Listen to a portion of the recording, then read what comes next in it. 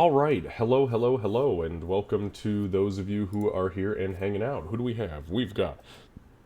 Excuse me, we've got Lizzie Beth, Kevin's here. I've got SSGDC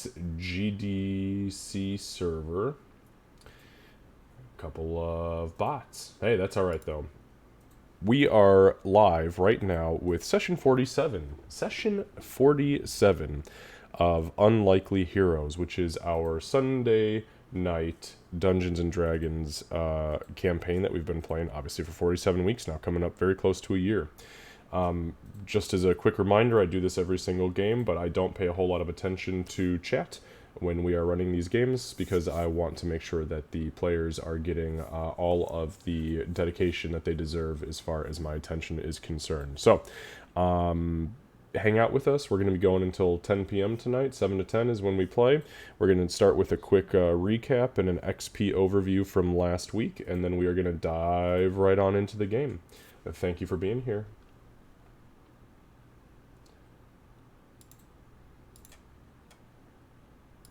I'm trying it on Edge to see if it makes a difference.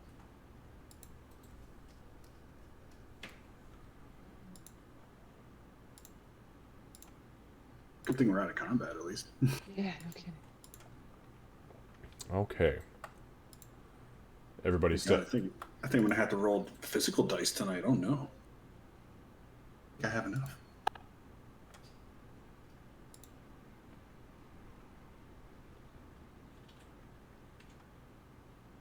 Shit, now it's not loading anything. It's like the whole site fucking crashed. Of course it did.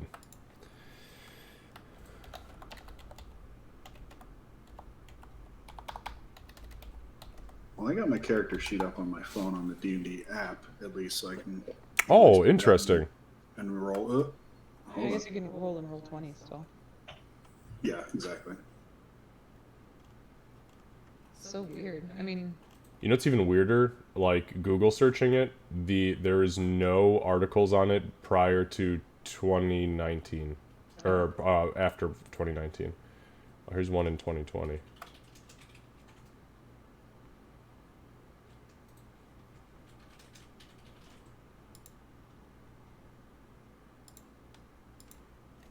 Yeah, that Well, is you weird. see, I chose to craft the entire site in order to buy myself time to get to a computer. That's all. Well, that's rude as fuck. It's a very convoluted plan you got there. Just had to DDoS D&D Beyond real quick. Well, you know, go big or go home. That's the halfling way, right? No, it's very much not. It's all that pettiness just gets condensed. Just Let's compressed see. and it's amplified that way. It's logic. Just go with it. Oh, I see one on their support site.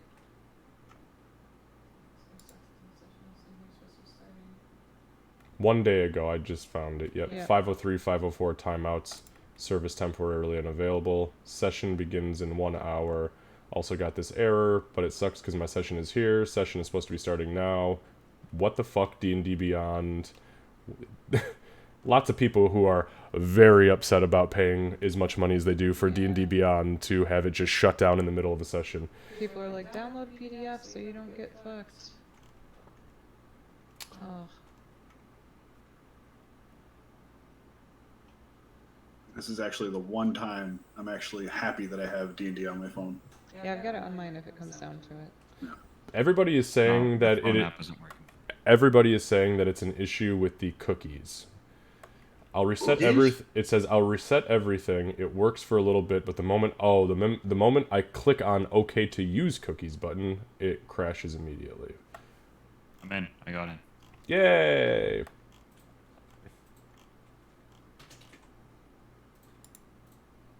Curious if I don't actually see.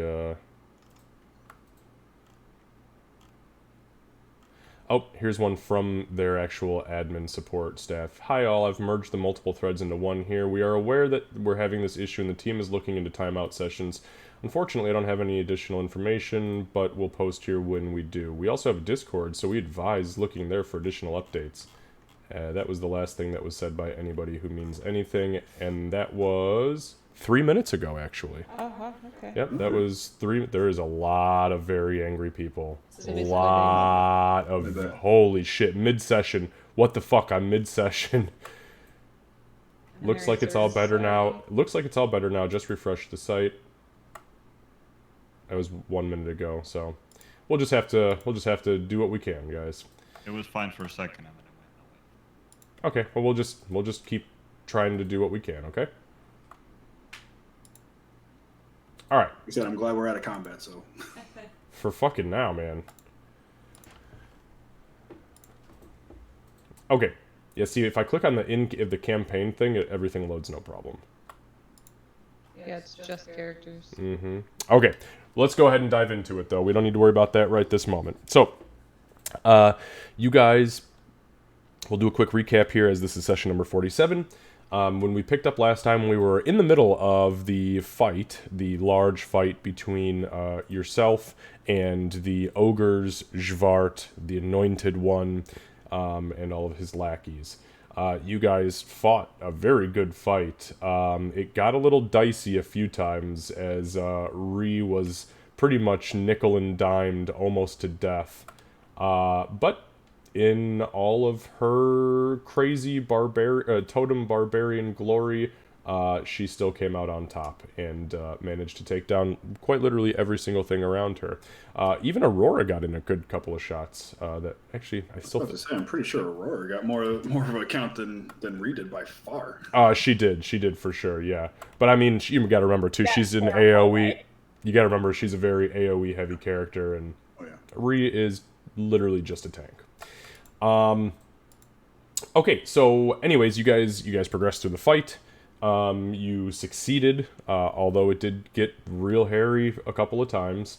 But you did succeed, and you began to make your way through the cavern, or through this part of the cavern, and you approached this room that had a little torch that was up on a wall with this huge throne of just crap.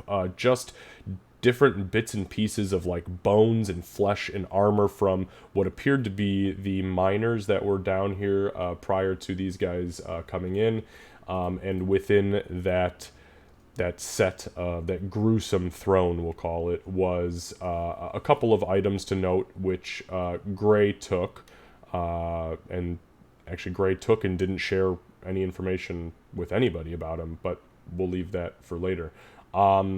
You guys then had a quick conversation with your ogre pal, and that's pretty much where we left off. The combat took a very large majority of the evening. So, where we're going to be picking up this week, and I do have a couple of notes here to touch on before we dive actually into it, but where we pick up this week is the 20th, Friday the 20th of Mujem, at about 4 p.m. or so. It's a little tough to tell being down here, but it's right around that area, or right around that time frame. With that being said, XP recap from last time. So there was 350 points of experience awarded to everybody for roleplay, and an additional 556 for the Anointed One fight. It was a pretty big damn fight. That brings Gray to, let's see here, that is, 20, god damn it. Sorry, my card slid under my damn keyboard. So that brings Gray to 23,021 experience, just barely making level 6, but you're there. Nice. Or, I'm sorry, level 7, excuse me. That brings Aurora to 22,009, and the rest of the party to 24,859.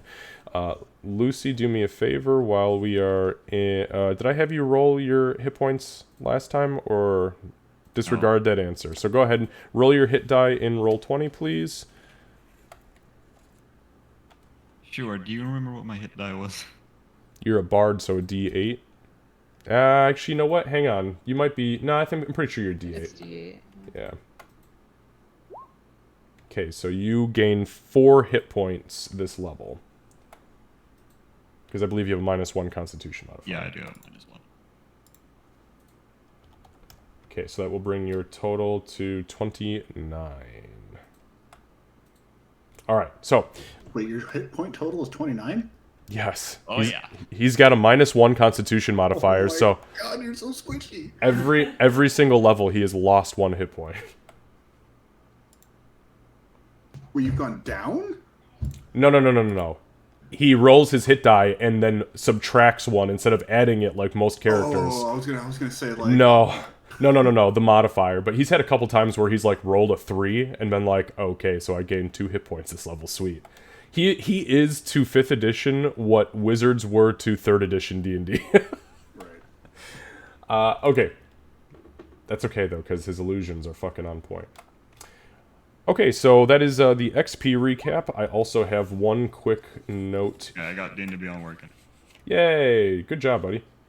Mine stopped, but I'm gonna pull up on my phone. I was gonna say, if you guys want to, you can always throw a check to see if it'll actually function. Okay, give me 1 sec. I had a note here for Kat, who was taking time during this main conversation to collect arrows. And your arrows collected was 1d6 minus 2. I rolled a 4, so you have successfully collected 2 arrows that are still intact. I wrote it down. Okay. Thank you. I'm less than 10 minutes from a computer. Okay. So, all right. With that being said, we'll go ahead and pick up right where we left off. Let me crank some tunes. And by tunes, I mean ambiance. All right, so you find yourselves in the iron mines of Underhill. You have just finished looting, or at least searching and investigating. You saw Gray take a couple of things, including a scroll from the pile, or the weird like throne of bones and guts and shit, and pocket it. And then yeah, that's kind of where we're at. Doc, you had just talked to your ogre buddy very briefly. But to be completely honest, I don't remember exactly what your conversation... Oh, no, you know what it was? You healed him with the healer's kit, right? I did, yeah. I don't remember if that happened in combat or not, but I have the green dot on him, so it happened at some point. Yeah, I think it was after. Okay, so what would you guys like to do? We were also Probably. talking, getting the ogre out.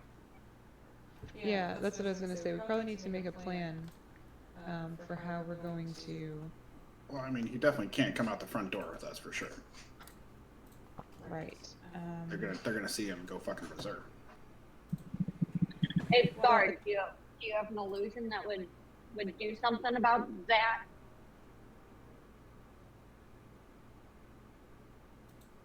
Keep forgetting to talk. Sorry. Let me check. I'm afraid I did not. However, didn't you say? I point to the ogre. Didn't you say that you and the small ones had like a second exit you took last time? Like a back door, right? Yeah, we use a little tunnel that came up through the backside of this hill here. Can you take that one? Yeah, that was the plan. I didn't think I was gonna sneak right into Underhill. I mean, I guess I could try, but something tells me I'd have to kill a lot of dwarves on my way out that city if I even made it that far. Yeah, we're not. Let's not kill a lot of dwarves. But yeah, probably the best bet is to go to the back door. Sneak out the back door. Alright. Well, you're welcome for No, my help, we're not and saying. thank I'm not you. saying like. Come on, man. I'm not saying like heck off, man. I'm just saying when it comes to it, we'll sneak out the back door. Yeah.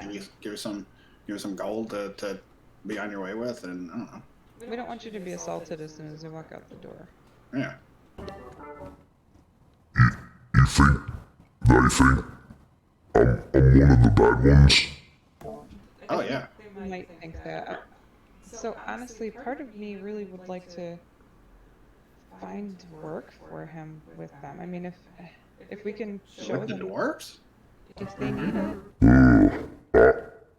I'm pretty fucking strong, and I'm not gonna lie to you, after what I did to me boys down here, I don't think there's any way I'm going back to me clan without at least a little dust on my shoulder. If you think about what we know about clans, right, from collective history among our party, I don't think that sending him on his way or back to home might be the best idea, but if we can prove to them, hey, he helped us out in here, and he could be helpful to you, guarding and everything else. You think you'd be all right with working with some dwarves? It's up to you. I ain't got nothing against dwarves. You said if I appear in their city, they'll kill me. But I never. I mean, I technically killed a few of their miners down here, but I swears I was only acting in self-defense. Those boys came up from the ground like some sort of mole, but they had little candles in their hat and large pickaxes. Actually, they busted me kneecap right fucking open before I saved myself by kicking them off the fucking cliff into the ravine. Anyways, I mean, I guess I could.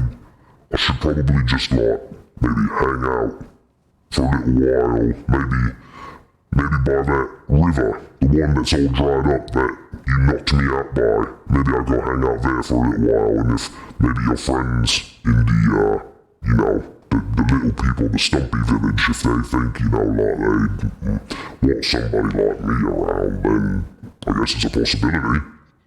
If they But can't, no tricks. No tricks. no. And Doc will do her best in her tiny stature to like look, you know, give him like a solid look. No tricks. If we can't find work for you with the dwarves, then we'll find somewhere. What about Beaufort? What about Beaufort? What the fuck is a gopher? We know where he's at. I'm sure we could probably bring this one over to him if all else fails. I don't think I ain't working for no gopher. Sorry, not doing it. Not again. Not after last time. Oh boy, I need to know. What happened last time? He turns to you and in a completely deadpan 100% serious, non-moving 100% face, serious, I like 100% serious face, he says, Mate, if I told you, you wouldn't believe me anyways. Let's just say, I still hear the screams. Well, now I need to know even more. Been there. Beaufort is a dwarf, but he doesn't live with these dwarves. And also, Aurora, I don't think he's as powerful as he thought he was amongst his people. Are you fucking kidding me? I'm extremely powerful. Did you see me fuck up Pip? Not you. Oh, you're talking about the gopher. I'm talking about the gopher. Oh, right, okay, sorry. I went right over me head, which is ironic because I'm fucking huge. You are. I mean, Beaufort maybe could be a third choice. I was honestly thinking of the druids. They seem to be pretty accepting of all kinds. Ah, yeah, the druids, yeah. Alright, hold up. Just don't do any drugs or the head Don't druid bring will any literally drugs. rip you apart. What is a druid? They use booyog, but it's booyog like really natural kind of booyog. Is it all booyog natural? So I mean more like naturey kind of booyog, in my humble experience. Right, like so they go out into the woods and set things on fire? Because that's... No, they don't set things on fire. They make it glow. On purpose, at least. Mm. They're the ones that kind of turn into animals, you know, hug the trees. Yeah, Very yeah, those peaceful guys. nature. Like, Yeah. you want to bring... Like, what she call them? The lycanthropops. The lycanthropops. I'll go live with a bunch of fucking werebears. That would be sweet. So no. You think they would bite me? Probably. Well, if you came upon lycanthropes, yes. But the druids are okay. So my kind of booyog comes from me talking to Garl Glittergold. as soon as you start talking, his eyes get bloodshot and glassy as he stares at you slack-jawed. And the bard over here, his magic. Okay. Thank you, Well, closing him. so we're gonna find out where you can go work. Oh, sorry about that. Fell asleep for just a second. Yeah, alright. You need me to find a door for you? What?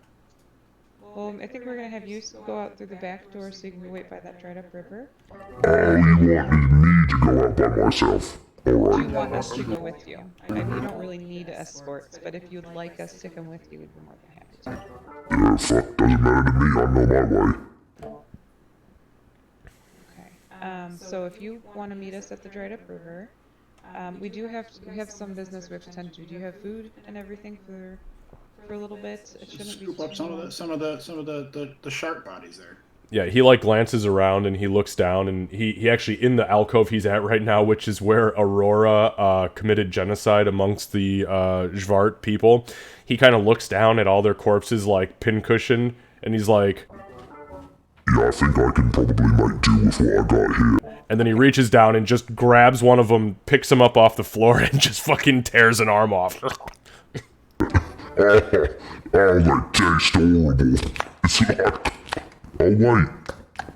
Oh, the scent is nice and sweet. I like that. Alright, yeah, I'll take them all. Okay. There's also a bunch of bats in the other room. Ah, fuck that. You ever seen somebody who's eating a bat in the wrong way? They get all foamy at the mouth, start talking about how they're scared to go into water, to drink water. It's crazy, mate. You ever seen it? I've seen that. That's I treated that in the hospital. So I would say grab what you can now because the dwarves are probably going to want to move in here quickly and take back their territory. We don't really want you to be in here. We don't want we don't want confusion to end up with them attacking you and you killing a whole bunch of them. No, alright, fine by me. I guess I'll see myself out then. At this point, he grabs up 5-6 more of the Jvart corpses. Very intentionally does not touch any of the ogres. Doesn't even take note of them. Kind of just like walks past them. He walks up to where this big throne, this nasty, like wretched looking throne is, and he begins to just fucking tear it down off the wall.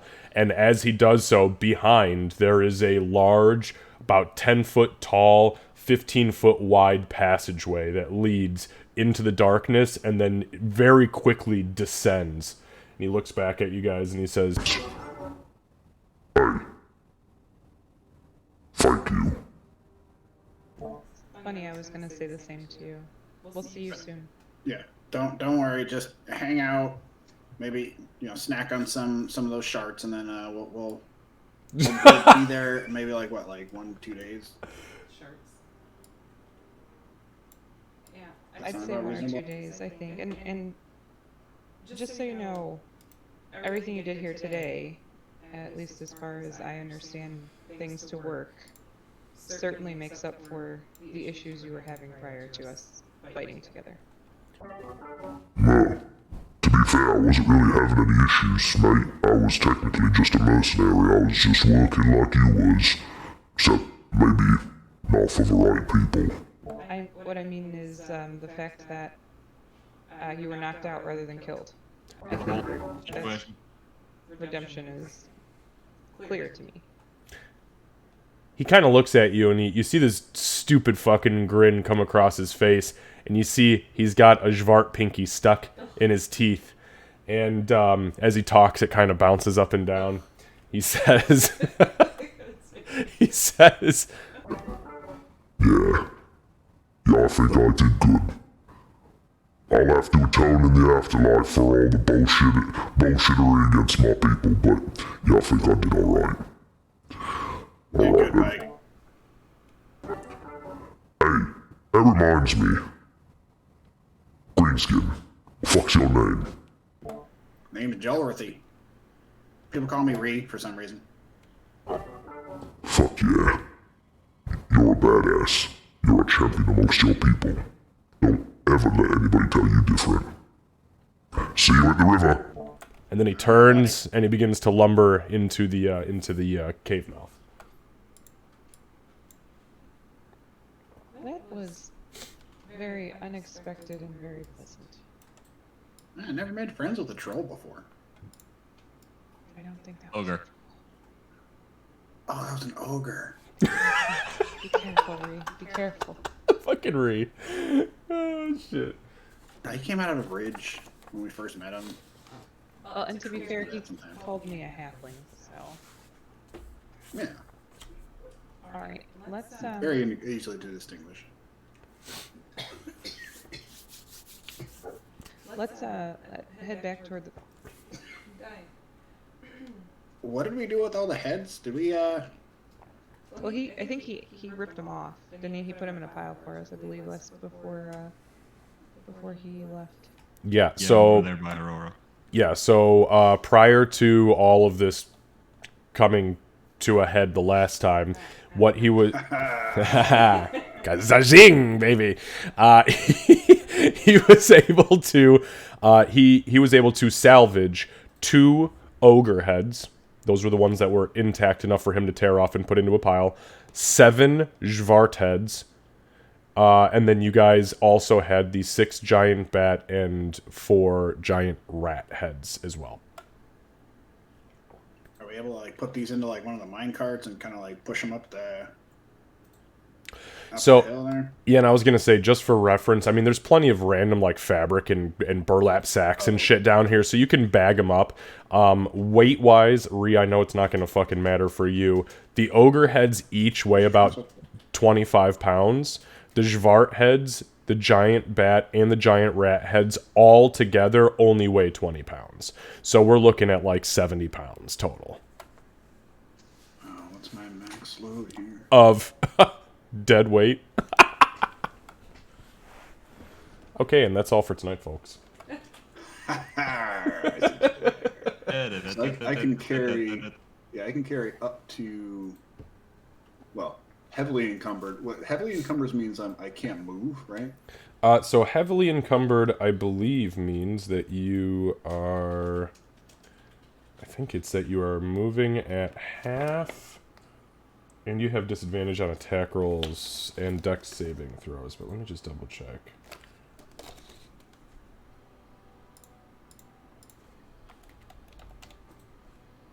Oh, yeah. Okay, here we go. So Oh, I just dropped by 10 feet. I'm Movement just is normally reduced by encumbered. 20 feet.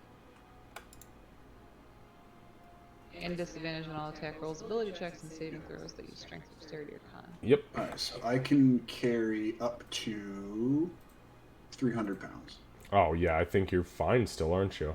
Before I mean, like, that's my heavily encumbered threshold. Yeah, so you're good. Yeah. And again, if you guys burlap sack them, you know, if you bag the heads, then you know, it's just a matter of if you need to, just fucking put them down.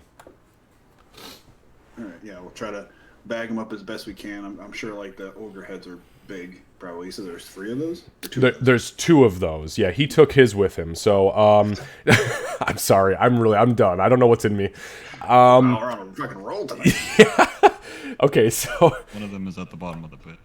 yeah, With that my is true. daggers That is true. And my fucking shield. And your fucking shield. We can get you a dwarven shield. It'll be good. Oh yeah, there's one on the other side too. I can't use that shield anyway with the big fucking weapon I'm getting anyway. Ooh, that's true. Okay, so it's easy enough to do. For the sake of brevity, we'll say that you guys do successfully bag all the heads. You get them all bundled up and ready to go. Is there anything else that you would like to do while you're down here? I guess I'd like to maybe do like a quick search of like the bodies, like what's left of the bodies, I guess. So the bodies that you find, they have pretty much nothing on them, and there's a suspicious lack of treasure and valuables in and or around the room. Again, it was very obvious and noted that Gray took 2 things from the pile and said, "Don't worry about it," and then that was the end of the conversation. Yeah, 'cause Doc So. called him out. I did say I didn't understand the scroll, and we'll tell them about it later. Yes, and then there was another object. Yes, it was the weird void type dot. It essentially looked like a small circular shadow, and when he picked it up, it kind of drooped like it was a handkerchief, and he just kind of wadded it up, and that was it. Scooped a bunch of coin into it. What about the anointed one? Do you have anything special on him?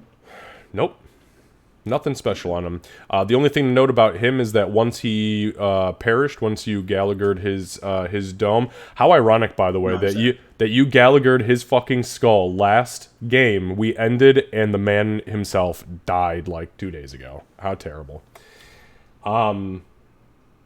But yeah, so the only thing to note about that body, though, is that when it died, the purple veins ceased to glow. They were still purple under the skin, but there was no essence left in them. Is there like anything that you can do, Doc, to kind of like, I don't know, investigate his body to see like if there's like, I don't know. Nasty.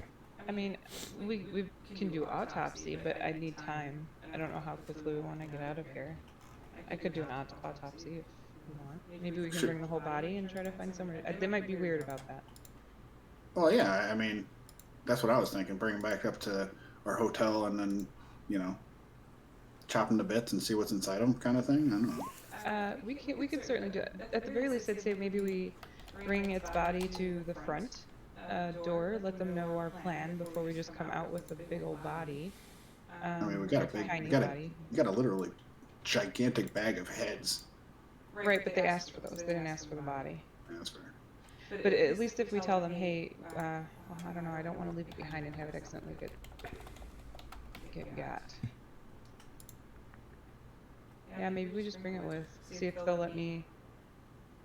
I mean, there are other burlap sacks. These dudes are small. They're about the size. They're like the intermediary between a halfling and a gnome. So halfling's way down here. Gnome is a little bit more up here. Jvart is just about in the middle there. That you could easily throw one of these fuckers in a burlap sack. Yeah, just put him on my back. I got plenty of room. Okay. All right. Yeah. So we'll do that. We'll bring the body of that one of the anointed one with us in the burlap sack. Okay, yep, he weighs, especially since he doesn't have a head anymore, he only weighs about, 16 pounds. He's a little dude. We just have to find a good space for me to do that. And I guess I still have a dagger, but it's not quite the same as tools, but we'll make do. I mean, I'm sure somebody's got something around town. I don't know. I'm just curious to see like if there's like any kind of like, I don't know, like fucking thing living inside this It thing. might that give us making some all the fucking insight. shit. Yeah. So my guess, just from my humble experience as a surgeon, since the glow of the veins stopped once it died, I suspect that either its soul was being siphoned or was powering whatever the power is that they were instilled with. You know how they do like the thing? It just to me it seems like since the glow stopped once it died, there's certainly a connection there. Because if it would have kept glowing, then that tells me it was being maybe controlled or it was being kept alive by a different source. But I think it's actually reversed. So rather than being like a symbiotic relationship, it's much more. Are your eyes glassing over just like the ogres? Yeah, just a little bit. I was really trying there. It was a valiant Yeah, effort. symbiotic. Whatever that was. Yeah, I once I said the word, as soon as it came out of my mouth, I knew it was a mistake. Let's go to the front and get these heads turned in and hopefully maybe get an autopsy done. Let's fucking do it. Just gonna go ahead and delete the shield from my inventory. I know, I had to delete my daggers last time. I was like, okay. I wrote 2 times in my notes that they were gone forever. Bye, bitch. Okay, so. Oh yeah, right. I'll give Doc the dagger back. Okay, Doc, that's 1 dagger back for you. Thank you. And I lost all my javelins in this one too. I haven't tried To- to look for them. But I was going to say, to be fair, you did some fucking work with those javelins, though. Alright, so, you guys begin to make your way out of the tunnels. You do so at not a slow pace, but at a cautious pace, just in case there's any lingering bullshittery or asshattery lurking around any corner that you have not, you've not investigated. You make your way... Yeah, it's just a little one. Don't worry. At least for now. That's a baby giant rat. So Nope, those are worse. I don't like rats. Oh, my bad. It's just Joseph's ghost. it's like a miniature giant space hamster. So you guys get back to the rooms, the rooms just prior to where you are now, and where there was all the bats and the rats. You push further on past that, and you ascend up the tunnels towards the entrance. You get to the entrance, you give the knock, or the pound really, on the iron gate, and there's a good 30-second delay before you hear the loud groaning of the chains, and then the whining and the mechanical drone of the winches. And as he said, it would take about 45 seconds to get that entire gate open enough for you to get out. And sure as shit, as it comes up, you guys step out into Underhill. Give me one moment, and I'll move you there. What time of day is it? So as you step out, so you had suspected it was probably right around like the 4 o'clock region. By the tail end of this and getting back up here, you step out, and the sun is just almost completely set. For this time of year, I'll just give it to you, it's probably closer to 7 o'clock. But you step out, you see the guardsman who was here prior to you entering. But he looks refreshed. He doesn't look as downtrodden and as tired as he was when you encountered him the first time. Whether he actually got sleep or just a nap, you're not entirely sure, but he looks a hell of a lot better. So, you guys step out, and he sees you and your crazy burlap sacks packed with ooze, like blood dripping, blood-stained stuff, and he says, I don't necessarily want to ask, but I'm very curious. What's in the bags? Oh, well, a little this, a little that, a couple of heads. You got a carcass without a head. The mines are yours again. Are you serious? All of it? You everything's finished? Well, everything not covered in rubble. The places we could get to, you should be set. Holy shit, by Moradin's beard. I can't believe it. A gnome, a halfling, a greenskin, and a fallen angel walked into our mines and saved them for us. Boys, Like a good joke. we've got some serious loot to divvy up because there are some bets that were won today and some that were fucking lost. Wait, what was that? What was it going right there? I mean, what was the?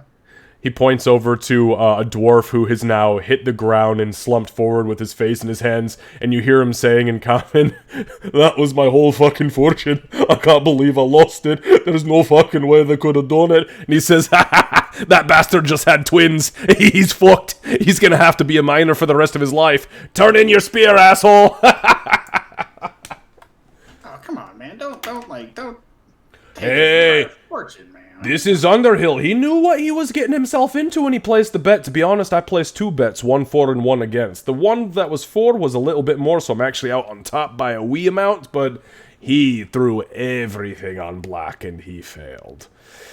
Whew. Hey, what's your name? What's your name, guy, friend? He's kind of weeping into his hands, and he kind of peeks up and he goes, Grogmere, what does it matter? I'm just a miner now. My wife's... Oh, shit. My wife's gonna kill me. Hey, Doc, could we help this guy out a little bit? I'm a step ahead of you. I mean, he placed the bet. Not our fault. So The Dark One's right. I did it. It was all me. Yeah, but fuck, man. Hopefully you learned a lesson, right? I mean, come on. I did, and I'll be paying for it for the rest of my life. I'm a dishonor among my house, among my people. Doc will kneel down in front of him and kind of lower her voice and Forget say, your ancestor. how much did you lose? You don't want to know. You Oh, want I me do to know. definitely want I lost 108 gold pieces. It was everything we had saved up for the last 3 generations of my house. I'm so fucked. Well, some days you're lucky and some days you're not. And you need to learn a lesson from your mistake. But, and I'm gonna take out 54 gold. Here's half of your fuck up so your wife doesn't kill you. Never bet against us again. He grabs onto his chest, almost in surprise, fear, anguish, confusion, excitement, gassiness. It's a little bit of everything kind of wrapped up into one dwarf. And he says, "Oh, my God, there might be hope yet." And he reaches underneath his breastplate and he pulls out a very gaudy, large silver chain with a small gold nugget on it. And he drops it on the front and he says, "God be praised. Thank you, Fuck, sister." you guys are everywhere. Doc will nod and she'll reach into her own pocket and take out another gold and say, "Congratulations on your dreams." He kind of clasps you on the shoulder and he says, "Thank you. Thank you." And he pulls you in very, very close and he whispers in your ear, "There is a shadow over the Dark One. Watch yourself." And he kind of sits back and he takes the coin and kind of situates himself. Doc will try not to react to that, really. And That was in Gnomish, by the way. and nod, and then she'll clasp her own gold nugget, give another nod, and head out. And I did remove that from the inventory, the gold.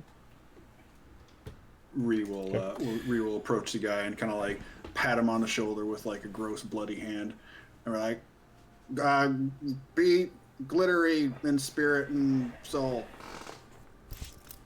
No more betting." He nods furiously.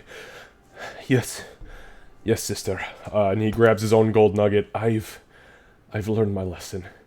Thank you. Thank all of you. Thank you. You see the guard captain kind of look down and go, "Holy shit, you've got a lot of coin to throw around there, don't you?" Not to throw around, but with him just having children, it's hard to... I don't want to see his children end up orphaned. Well, the children wouldn't have wound up orphaned. They may not have survived the winter, but they definitely wouldn't have been orphans, not in Underhill. We don't send our kids up to Grandhelm. Regardless, hopefully he learned a lesson, and if Garl wants him to get that money back, he'll get it back. Fair enough. Well, thank you, all of you again, for your assistance, for what you've done here. It's not my place to pay you, so if I were you, I would take those heads straight back over to the Ore Master's Fortress and I'd have a conversation. Make him cough that gold up, so we can get these forges a fucking burning. That's what Will we're do. at. Thank you. As we're walking away, Doc will, like, sort of under her breath in Goblin, say to Ree, "Does it bother you when they call you Greenskin?" I've been called worse. And on that note,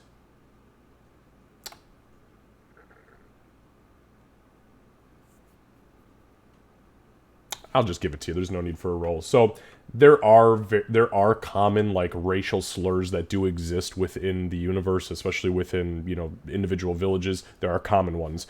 Greenskin is actually just a term of, and obviously you can take it however you want to, but just so everybody is aware, the term greenskin, when used by dwarves, is literally just a classification because their whole society exists in a caste system.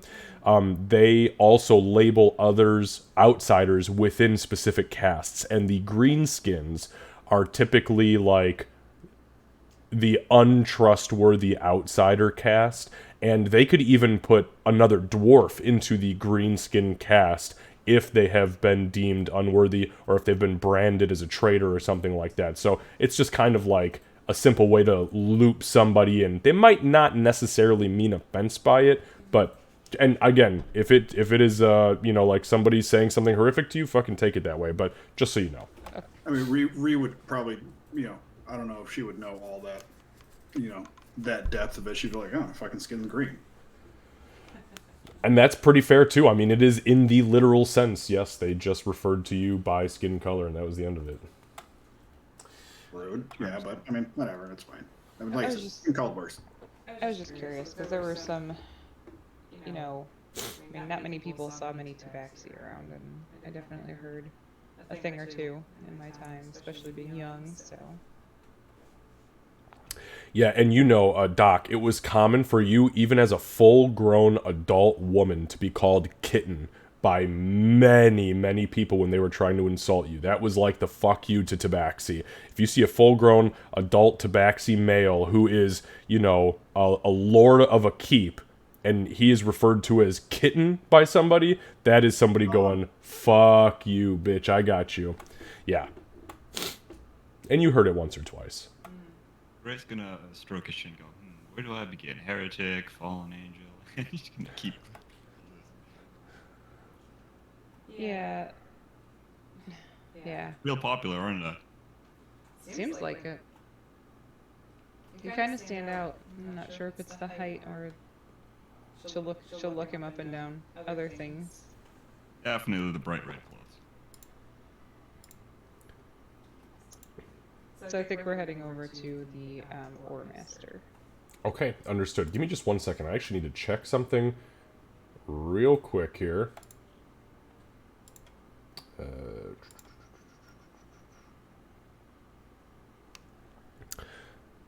Doc. So I've been watching for a little while now because I knew kind of how you were multi-classing. I don't know if you guys are aware, but I actually do have spreadsheets based on alignment shifts. You have just officially moved one more point towards good on my spreadsheet, which has now put you to chaotic good instead of chaotic neutral. Alright, got it. Thank you. That was a very good action. And you have been doing them much more often than I anticipated an assassin to do. Me too. It's a Maybe really- by the end of the campaign you'll be good evil. Okay, new goal. Yeah, I wasn't anticipating it either, but once the cleric blood started flowing, I was like, oh man, it's kind of tough to fight my assassin. Alright, so All right, we're gonna bring this, drop this sack of heads to our boy there. Yeah, I think we should.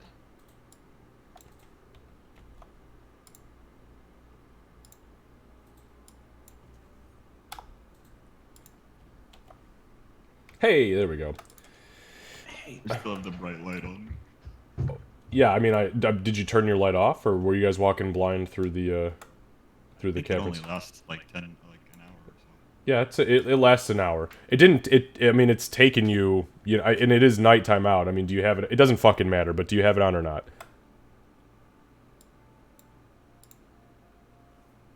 I know it lasts an hour, but I think I'll just gone out. Okay. Or otherwise, I would have put it out the second we came out the mine.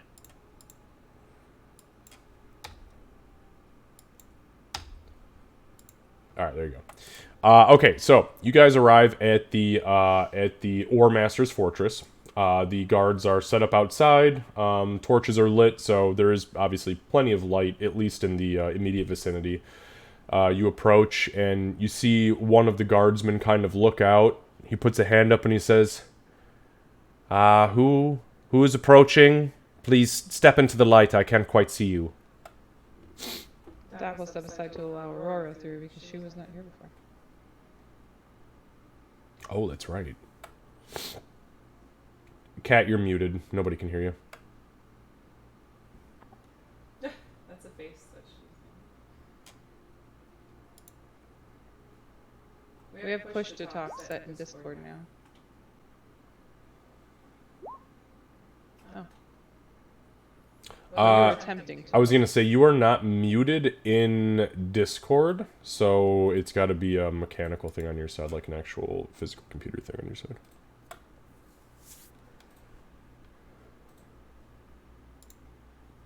Testing. Hey, there we go. Now we can hear you. Fantastic. Okay. It was set to the wrong microphone, which makes sense. Okay, fair enough.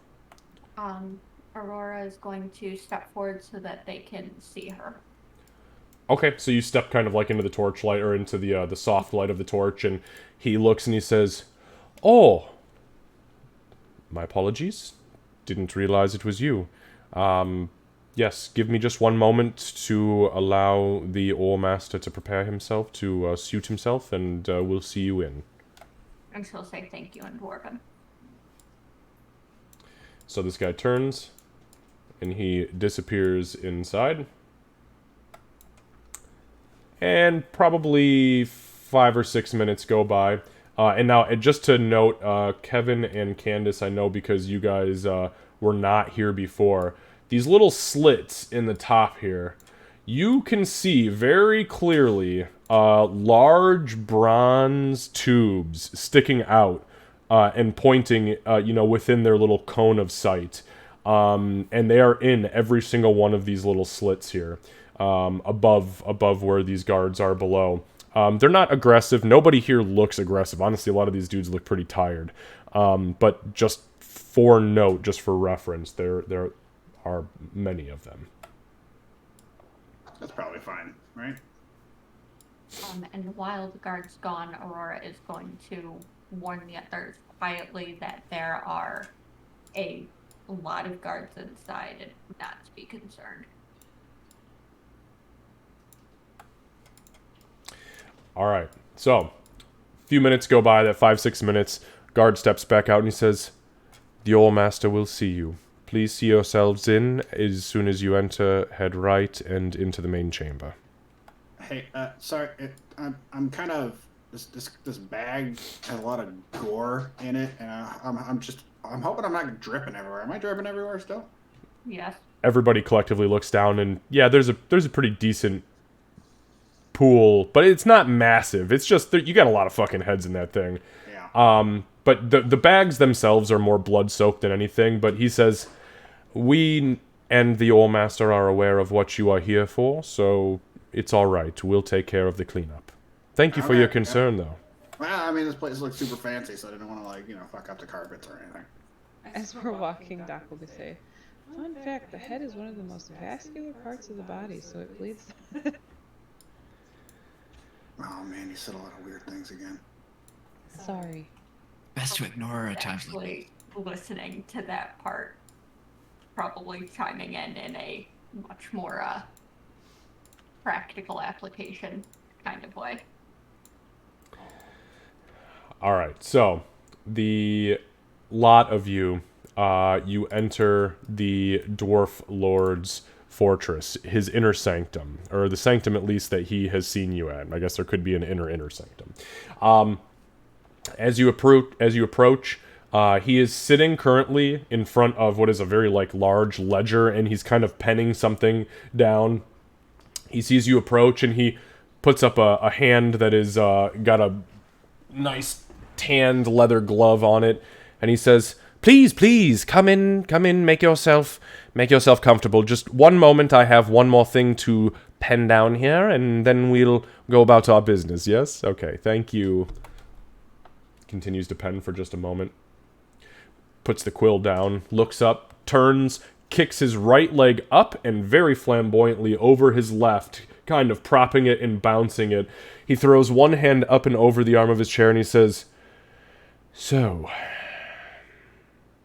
the four... What are you, by the way? We haven't really established a name. You didn't really give me any information about that. Who are you? Have you been established with the adventurers guilds of Trubenshard? Do you have a nickname, a team name, band name? Who are you? I know you two." And he points two fingers and wiggles them back and forth at Aurora and Gray. "But you two, you're the friends I heard about." Yeah. Name's Joel Worthy. Shit. First on the league. You're strong. That's fuckboy. Yes, you are strong. And you You are a gnome. Truer words have not been said in a while. I'm glad I could impart that upon you. Now, what have you brought me? I hear whispers from some guardsmen that you are alive and well, and this is no illusion as you have trailed blood all the way from my front steps to this chamber, which is fine. I was asking about that up front. They said it was fine, so... No, it is fine. There's no problem with it. Look, I know what I tasked you to do. I expected there to be blood. If I ask for heads and you bring me back heads with no blood, I'm going to ask questions. So, no questions asked here. Except for, what did you bring me? Oh yeah, all right. So check it out. And Rio like plop the big sack on the ground, just splats on the giant carpet. Sorry, it's already puddled. We got you 2 ogre heads. Splat. At this point, you see he's clasped his hands and is grinning ear to fucking ear and kind of like hunched over now, looking. Yes, okay, yes, mole. Right, two ogres. two ogres head. Yeah. We got a couple shark heads here. What's the blue devils? Yes. Yeah. It was really difficult for me to distinguish where their head began and their body ended. They just kind of looked like big blue dicks. So I don't know. We'll figure it out. This one's ours, and she'll kind of scoot the corpse body off to the side. It's just a body. We're gonna look at that later. Figure that one out. I might have a question about that with you, but later. So we got a bunch of bat heads, and rat heads, and wow. There are many heads laying on my carpet right now. We're definitely gonna have to get that cleaned. Sorry. Yeah, no, stop apologizing. Look. Sorry, apologizing. You're simple. I like you.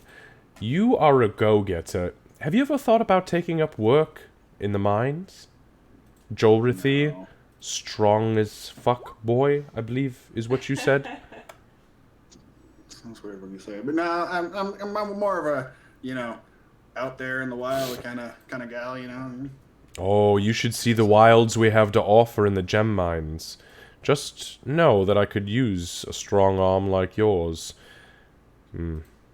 Anyways. Keep that in mind.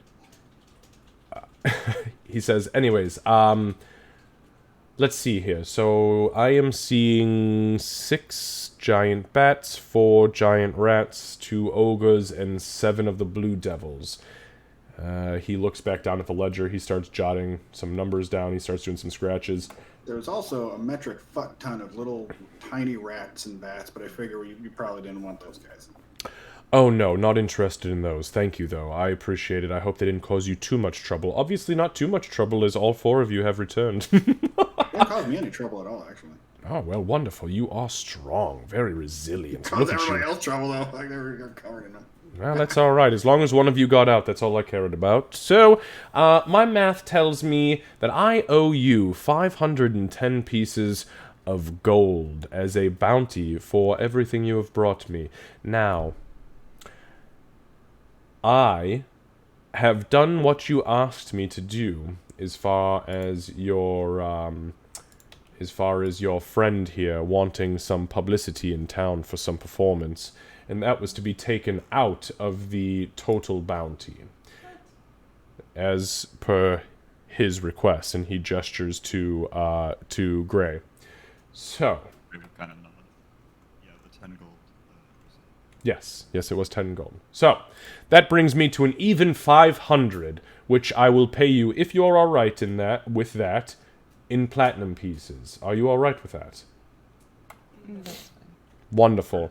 So he quickly counts out 50 pieces of platinum, and he puts them into a small purple velvet sack that he ties up very eloquently in what looks to you off the cuff as a sailor's knot, a type of sailor's knot.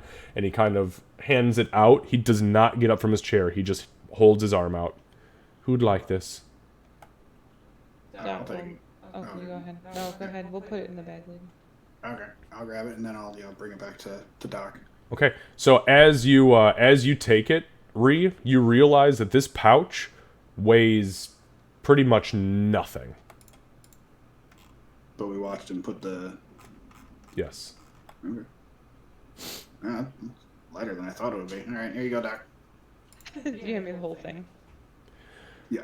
Would I recognize with that? It's a coin purse of the Yeah, pocket plane, okay. which you guys were also promised as part of your payment. So Oh.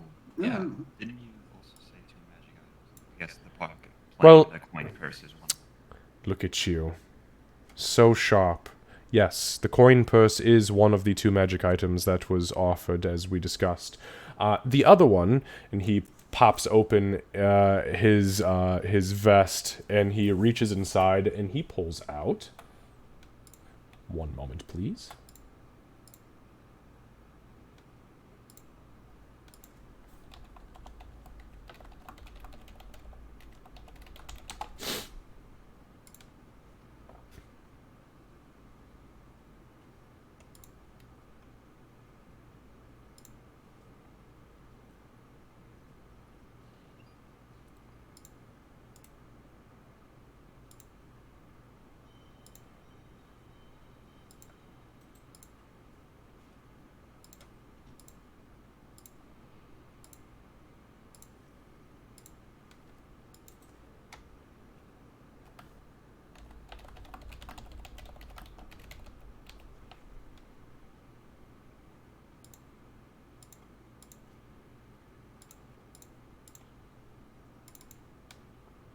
One thing I love about this program is that I can just make so many things on the fucking fly. So here's what he pulls out.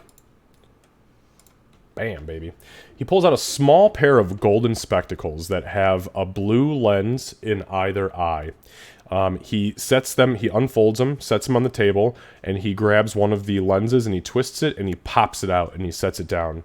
And he says,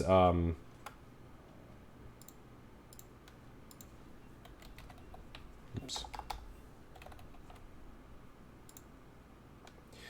He says, yes, this is a magical pair of lenses that allows the wearer to see things that are very close to them, much like that of an elderly man or woman who cannot see very far as their eyesight has diminished, except this focuses very much on the closer things, but with magical tiers of perception.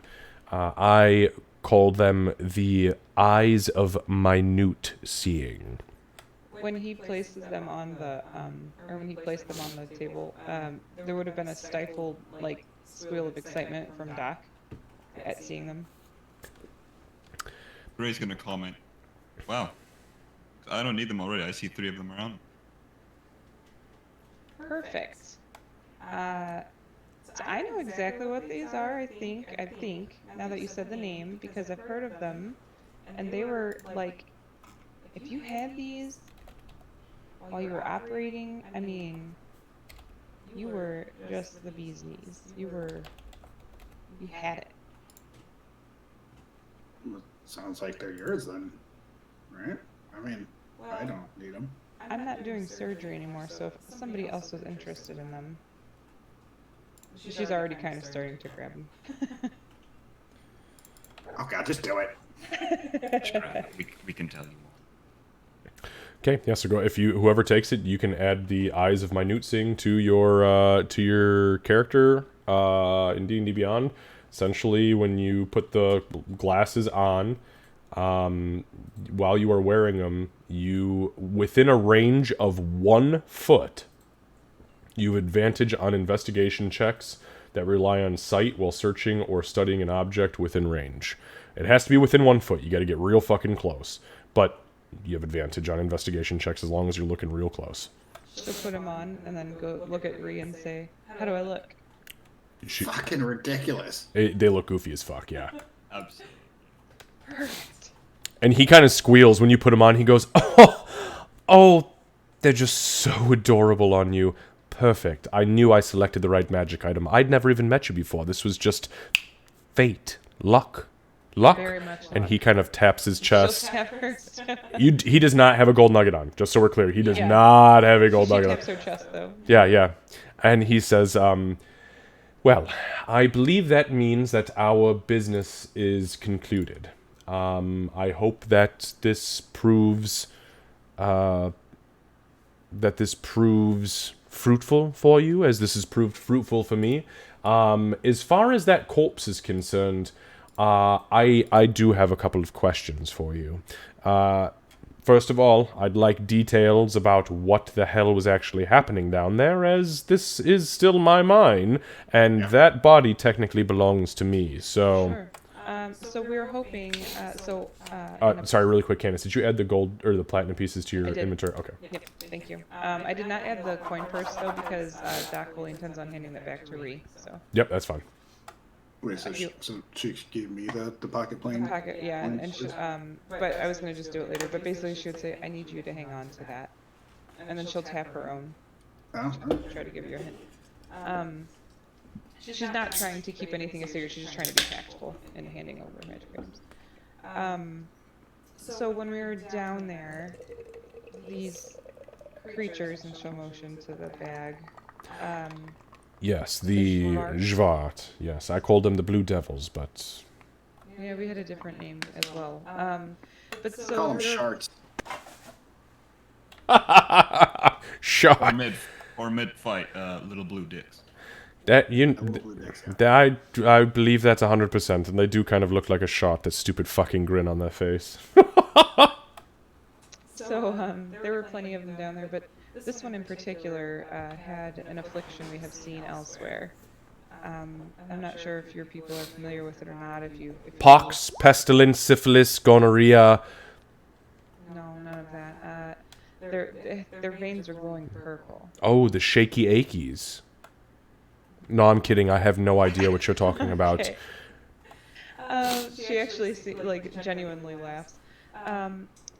So what I'm hoping to be able to do, before I took to clearing minds of evil entities, I was a surgeon, and I'd really like to perform an autopsy to see what we can find out about this creature, and because now that it's dead, it's no longer glowing. Is there anywhere here that I might be able to perform such a surgery to try to get some more answers? Because we've seen this affliction elsewhere, and the more details we can get, the better it'll help us in our mission. Well, that's an interesting proposal. So you were a mortuary assistant or an undertaker or... I was a surgeon.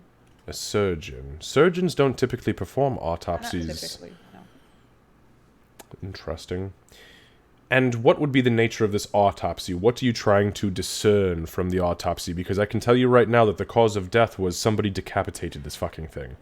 Yes, primarily the hope is to gain knowledge as to whether or not there's speculation that perhaps they're being controlled by another creature inside of them, so that would be something I'd like to rule out. You know, again, it's not glowing now that the creature has died, so it's possible that that's not it, but we can't know for sure without checking. Understood. Make a persuasion check, Candace. I'll tell you what, do it with advantage because you guys have earned very good favor with this guy. Let's see, I might have to refresh you in 1 second. There we go, 17, okay. So he says, Just in case. Oh, there. no, it's fine. I took the first one. Thank you. Yes, I believe we can arrange for that to happen. On the off chance that this thing is parasitic in some way, shape, or form, or that there is some disease or affliction or ailment, I will need to clean a room to prepare. I will need to prepare a chamber, if you're all right with that. Absolutely. So why don't we do this? Allow my guardsmen to do that, to make sure that everything is void of issue. And would you mind coming back maybe in the morning? That's fine. Or sometime tomorrow. I cannot allow you to take this creature out of fine. this fortress if your true fear is that there may be something inside of it, though. I was going to ask if there's a chest or something else that locks that we might be able to put it into. Yes, so what I think we could probably do is actually, why don't you just follow me? I'll show you where what my intention is for this particular endeavor. He stands for the first time during this conversation, and he begins to walk. And as he begins to walk, the guards, as he's walking past the guards, they immediately go up to attention to allow him to pass. He walks down to this set of doors down here, and he swings them open. I guess as we walk, Ray's gonna, I guess, whisper to Doc. As fun as watching you cut something open would be, I have about 3 or 4 days left before I have to leave this station. I'd like to get some practice in if you don't mind. I'm not doing it now, but that's fine. I'm gonna head on back to the inn. Can I do an insight check? I will allow it. I will allow it at disadvantage. I don't think it gets worse than that, but let's see. Alright. Definitely doesn't get worse than that. I mean, I'm not entirely sure what you're trying to insight from him, but Mostly he just is, I mean, he's telling you the truth. Yeah, Yeah, I and just you wanna know make it sure. because you were there when it happened, so. No, I just want to make sure he was actually telling the truth about wanting to go practice. That's really what it was. Was there a different intent as to where he was going after what I just heard from that dwarf? So, you have never seen Gray truly, like, quote-unquote, perform for an audience on the scale at which this could get. He's very likely telling the truth. He needs to fucking rehearse this because guess what? He hasn't had an opportunity to do it yet, and he's got a lot of story to tell. So there's a pause after you say that, and then she says, "I'm not your mom. I know you need time, so, Yeah, but you're also the one that can kill me with a single knife. yeah, that's true. That's all. Have fun." You need help getting cleaned up? Alright. You're Gonna work. You've got blood everywhere. Goodbye. Yeah, I know. I gotta take care of this. Help clean me up. Gonna help me clean? You're gonna help Absolutely me get cleaned not. up? Oh fuck. Well, one of these days I'm gonna wear you down, big guy. Doc will, before he leaves, Doc will say, "Hey, great. Do a good job." I'll try. Okay. So, Gray, you leave the fortress, correct? Yeah, I go back to the. Okay, so, But before I start practicing, I am gonna use a spell slot and cast comprehend languages and read the scroll. okay, are you doing that while you are in the fortress? No, Or, I I'll do mean, that when I get to the inn. Understood. Okay. So, two things really quick. As you get back to the inn, you are greeted by the innkeeper, and he reminds you very politely. He welcomes you back, first of all, and tells you how excited he is that you are okay. And he then tells you how excited he is that your big performance is just a couple days away, and that you are all the buzz of the town, and he's not sure he's going to have enough room in this inn to fit everybody who wants to hear it. No pressure, but he's very excited for you. The final thing he says is as a reminder that that tomorrow is, or tonight, meaning this Friday night, the 20th, is the last night that you were offered a free room, and that tomorrow you will have to start paying, you and your friends. Okay, as that small interaction happens, give me 1 second, Lucy, I have a gift for you. You have, I'm assuming you still have the letter dripping with shadow currently in your inventory? Yep.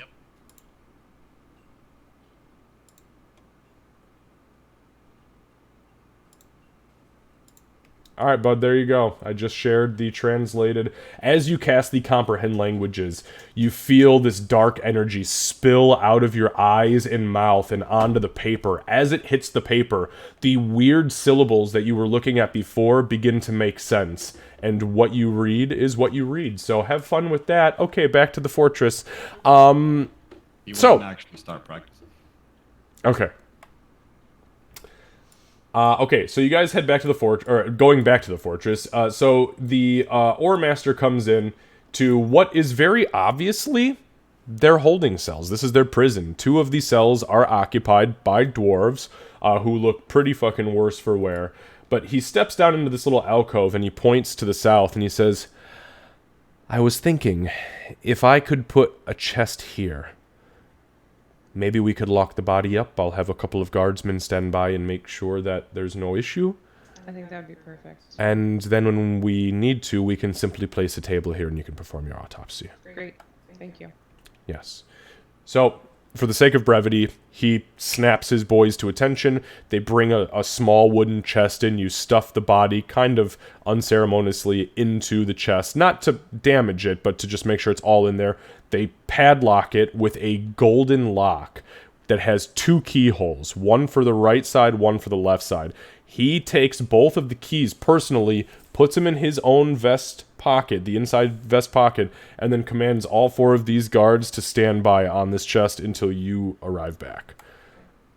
Thank you very much. This could hold some very important information, so I appreciate you taking this as seriously as you are. You said there was an illness that you'd seen before, that it contained these weird purple veins. Yes. Yeah, glowing purple veins.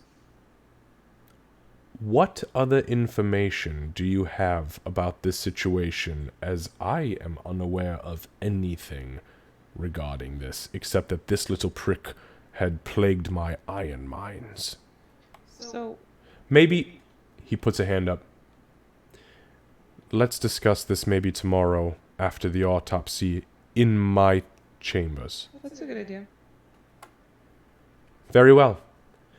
Thank you so much for your business. You are wonderful mercenaries. You get the job done. Listen, are you interested in slaying a Hydra? This son of a bitch has been fucking with my trade route from here to Helmcar for the last 6 months. It comes and goes when it's hungry, but to be honest with you, I'm tired of its bullshit. I'm offering a 1,500 gold piece bounty as well as a magic item if you're interested. Aurora immediately like perks up a little bit when he says like, "Are you interested in slaying a Hydra?" Because that would be a hell of a trophy to have. Hey, Doc, should we ask him about the thing?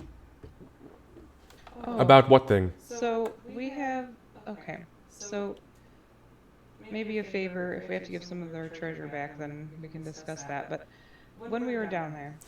Really quickly, just so we're clear, you're not interested in the Hydra. I think we are. Oh, okay. No, we didn't say no to that. Oh, sorry. The subject was changed very quickly, so I just wanted to make sure. This is kind of related. Oh. Maybe. Sort of. Maybe.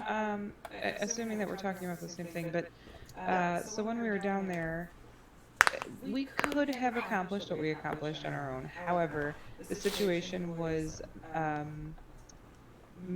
kind of leaning more in our favor due to an ally we made while we were in the mines. One of my guardsmen was stuck down there? Who? No. One of my miners? No. So this Don't is tell me it was one of these big blue dicks. No. It's a little unorthodox. But okay. So recently, and she'll motion to Ree,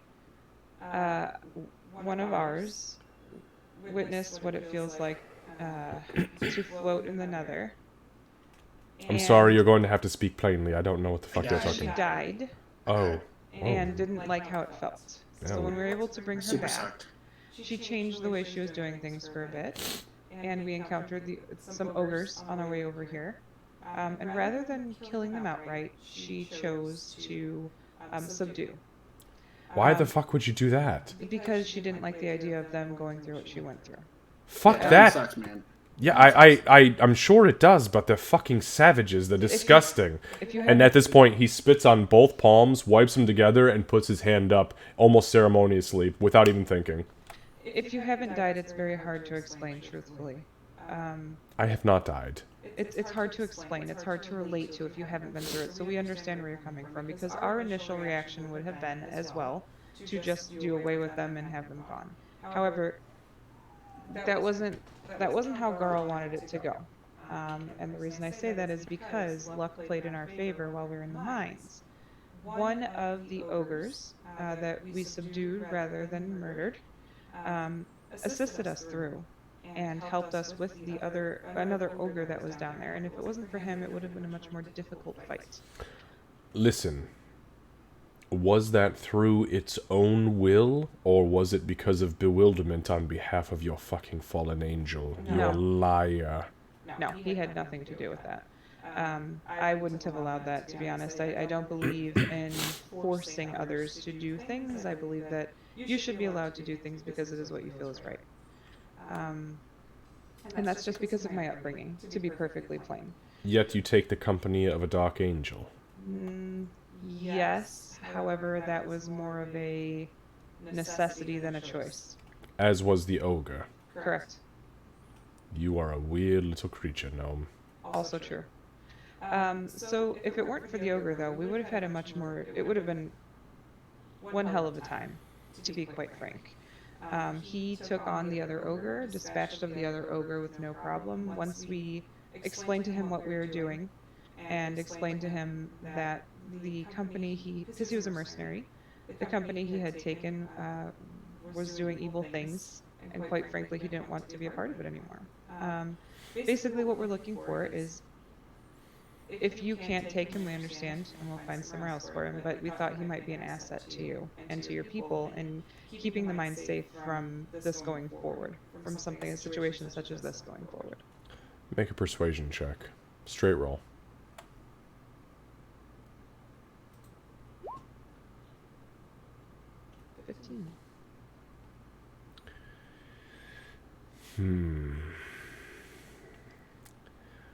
What you're telling me is very interesting.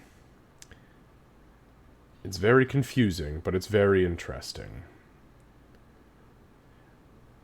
I'm not entirely sure I could convince the masses that the presence of an ogre is a good thing within the confines of our dear city.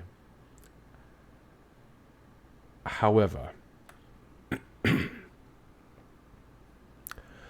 I trust your instinct, especially as a glitterite, and you, nods to Ree, as a glitterite. Your people are trusted amongst our ranks, and you have done a great service to this city. You have come to our aid when Helmcar itself, the capital where the Laughing King reigns supreme, where he himself, the father of dwarves, didn't even come to our aid. Where our allies in the east, amongst the grove of the druids of the Circle of the Moon, did not come to our aid. Yet you, four strange little creatures, and your large, very evil friend came and did us a favor. So I will consider this. I will consider this, and perhaps will need to meet your friend in order to make this decision for myself. As it will take a great deal of persuasion for the masses to allow somebody like that within the confines of our existence. I honestly feel that meeting him would help with swaying, because he surprised us as well. He's really a nice guy once you get to know him. He's very refined for an ogre, I will say. And he, he was put in kind of a weird position, because in their culture, he really should have been killed. He shouldn't have been subdued. And so his situation was, he tried to convince us to kill him, and we convinced him it was better to try to fight for the good side. And I kind of feel like I owe him a little bit on this one, because keeping him alive apparently was worse for him than not. That's part of our motivation as well, to try to help him find a purpose now, because going home is not going to be an option because of the situation we placed him in. It's kind of like traveling with the fallen Aasimar. Behaviors you expect doesn't necessarily end up being what happens. You would never have expected him to have been so willing to offer aid to put himself in danger like that. And yet he's proven himself to be more than what he is just by looking at him. It was similar with our new ogre companion. Even my people too, even goblins. I mean, I know goblins don't really carry quite a great reputation anywhere because we're, a lot of fucking scumbags. Doc will whisper, to be honest, I think I like the ogre a little more than the fallen. I mean, have you seen his eyes? The fallen Fucking or the dreamy. ogre? No, the fucking, no, Grace. I'm sorry. So this guy, he's blinking heavily looking at this conversation unfold, and he says, today has been a very strange day. Very long day. A very long and a very strange day. I think we maybe need to take to our chambers, get some rest, come back here tomorrow, or the day after, or whatever, for the autopsy. My gods will stand true, and you will hopefully go and celebrate with the coin that you've made off the bounty that you've earned, and enjoy yourselves for at least an evening or two. And we will discuss this ogre proposition. I will speak with my inner council, and we'll see what we can do for your acquaintance. Thank you. As for the fallen Nazimar,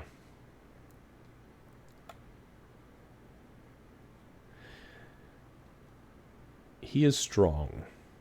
He is strong in tongue, but he is weak in will. I heard him talk in my He's chamber. also weak in strength too. I didn't hear what you said. What was that? He's also weak in strength too. Ah. Have you seen that? Very spindly. He is very frail, yes. But when I heard him talk originally in my chambers, I was ready to throw him out on the front door, cast him straight out for his slights and insults. Though they weren't intentional, they happened. And his lies. He convinces himself of his own bullshit.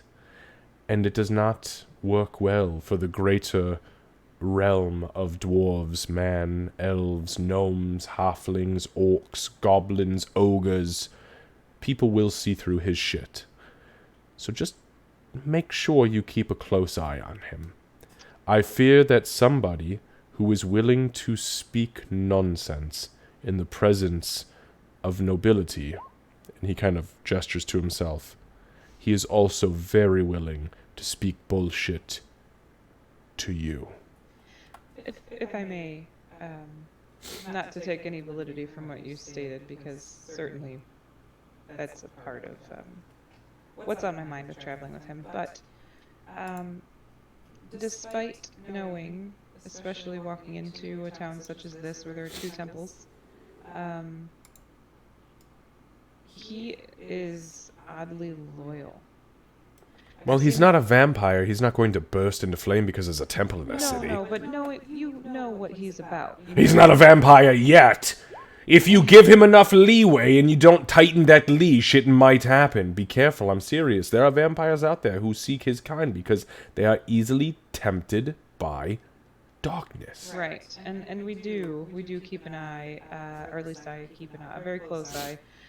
But he honestly is still with us because he has proven to be oddly loyal a few times over our travels in the past few weeks. And he's also painfully aware that if he decides to stop being loyal, it'll probably be his last decision. So we are definitely keeping an eye. Very well. I just wanted to make sure that my point was heard, Understood. and Thank it you. was. No, I appreciate it. With that being said, you can see yourselves out. I'm going to oversee the remainder of the preparations for your autopsy, and when you are ready, simply tell my gods at the front that you are prepared, and just know that you do truly have my eternal gratitude for what you've done for not only this city, but for dwarven kind, as the backbone of our entire people rest on the mines that run deep within the mountains. And I don't say that lightly. It's almost literally true. So thank you for what you've done, all of you. Politely, so that the look on her face cannot be easily seen by him. And you've been awfully quiet back there, Aurora. How did you fare in the mines? You look well. Well, you look all right. She looks like she's currently down about half her hit points. Yeah, me too. You're a couple of arrows. You're a couple of arrows light, and about 8 pounds of flesh light, which is not much for a halfling. So sorry. Excuse me. I didn't mean any offense, but yes. Did you fare well? Are you all right? He seems sincere when he says that. Passive insight gives you that. She's going to speak in Dwarven because she's being polite. Most of my arrows found their home. That is enough. He also switches to Dwarven and he says, Good, good.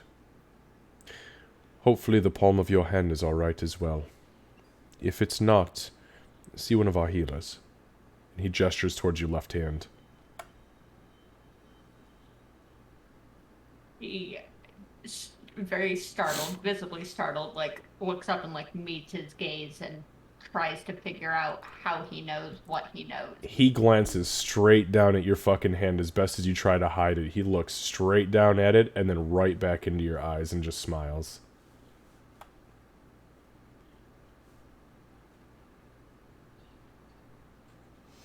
Do you have a healer in particular you'd recommend to learn more about that? Maybe come see me during the autopsy. I have somebody you can speak to. He nods and doesn't say anything else. I don't want to cheat. Would I have noticed her reaction? Make an insight check.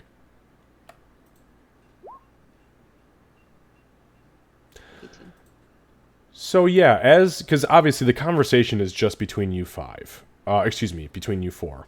And you, as he is conversing with her in Dwarven, you kind of glance over and you look at her, and you do notice that she gets very uneasy very quickly, almost instinctually, not trying to hide her hands, but definitely fidgeting with them a lot, and you do not see her look people in the eyes unless she's about to shoot them in the fucking temple.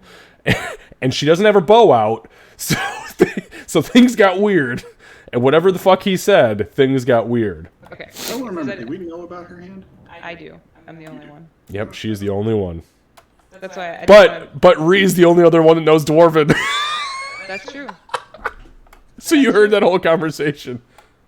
Yeah, so I just wanted to make sure because I'm gonna initiate roleplay obviously, but I didn't want to falsely initiate it. Nope, I appreciate that. So he kind of looks up at the rest of you and he switches to common again and he says, Well, my friends, have a great evening. Hopefully the House of the Dwarf Lord Inn treats you with the respect that is due to all heroes of Underhill. Honestly, as long as there's a bed, it will be respect enough. Well, I sure hope there's a bed. If there's not, I have to have a conversation with the innkeeper. We'll let you know. Doc will give like a coy little smile. Thank you very much. Wait, you think they take away our beds? No, we're fine, Ree. Come on. Oh.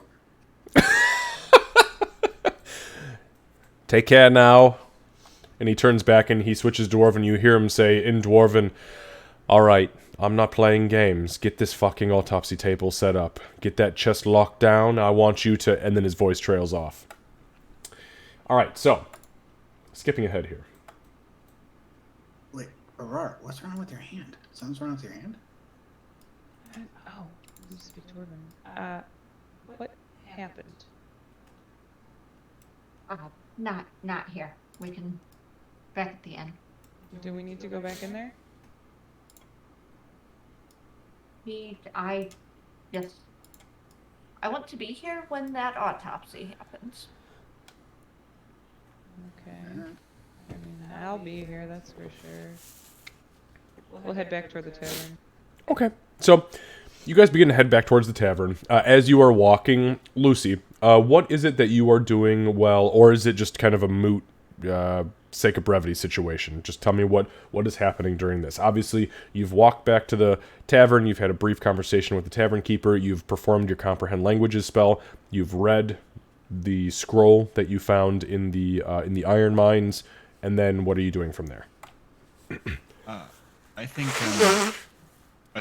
he'd just start wandering around the room, going over like, because he hadn't really had time to practice until now. He'd been, recalling the events that happened, and just going, start like basically making himself a script. Okay. Not actually writing it down, but memorizing it. That's even better. Give me a performance check, please. By the way, just really out of character question for everybody: is everybody's D&D Beyond working okay now? Yeah. Okay, because I just checked the forums and they were saying that there was an update that they had fixed whatever the issue was. So They did. I mean, thank it fucking corrected God. Within 2 minutes of us actually like starting for me, I refreshed a couple times and now it's been fine. Yeah, same. Excellent. Holy Great. fuck, to Jesus Christ, 20 fucking 3 performances, right? D4. I want you to know, by the way, Lucy, that in our Saturday game, often do we say D4. It's true. Whenever I have to, I played Sawag, so there were Sawagan fighting the party yesterday. Lots of fucking Sawagan. And if they hit with their claws, they deal D4s. And every time I picked up those goddamn D4s to roll damage, I said out loud D4, and I hated myself for it. So thank you. And then these two other idiots that are in the campaign did it too. Everybody. And which is funny because the other 3 players were like, what the fuck is happening right now? Like, just shut up, you don't get it. Okay. Watch Sunday, you'll find out. It definitely echoed in that room. Yeah. Oh, it was bad. Okay. Glad I'm having a positive impact. So at 23. So you have memorized the first part. You have successfully memorized, to the best of what you feel, at least, the first part of your performance. On the day of your performance, you will be able to roll with advantage 1 performance check during the course of the day while you were performing.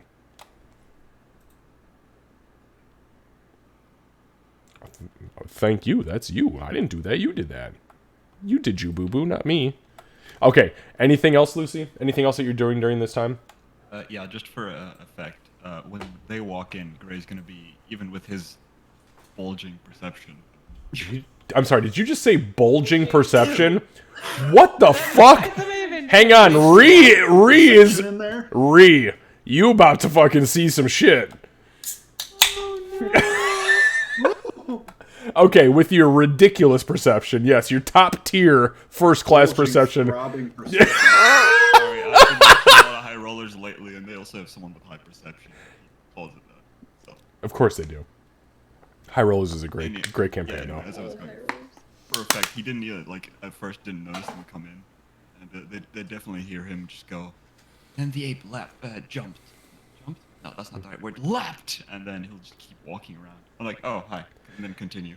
And it's about that time that you all enter the room to this scene where Gray is, you know, you're almost expecting him to be up on a bed, like leapt up onto a bed. Wait, no, not that. No, jumped, leaped, leapt. Yes, leapt, boof, leapt, and then you all, boof. You guys enter the room. Leapt is not a word. The second we get in the room, regardless of his innuendo perceptions, Yeah, true. Aurora is going to, like, the second the door shuts behind, she's going and she's taking a look at her hand to figure out, like, why the fuck he knew. So what did he say? Aurora? Is it something about, like, you need to check your hand out?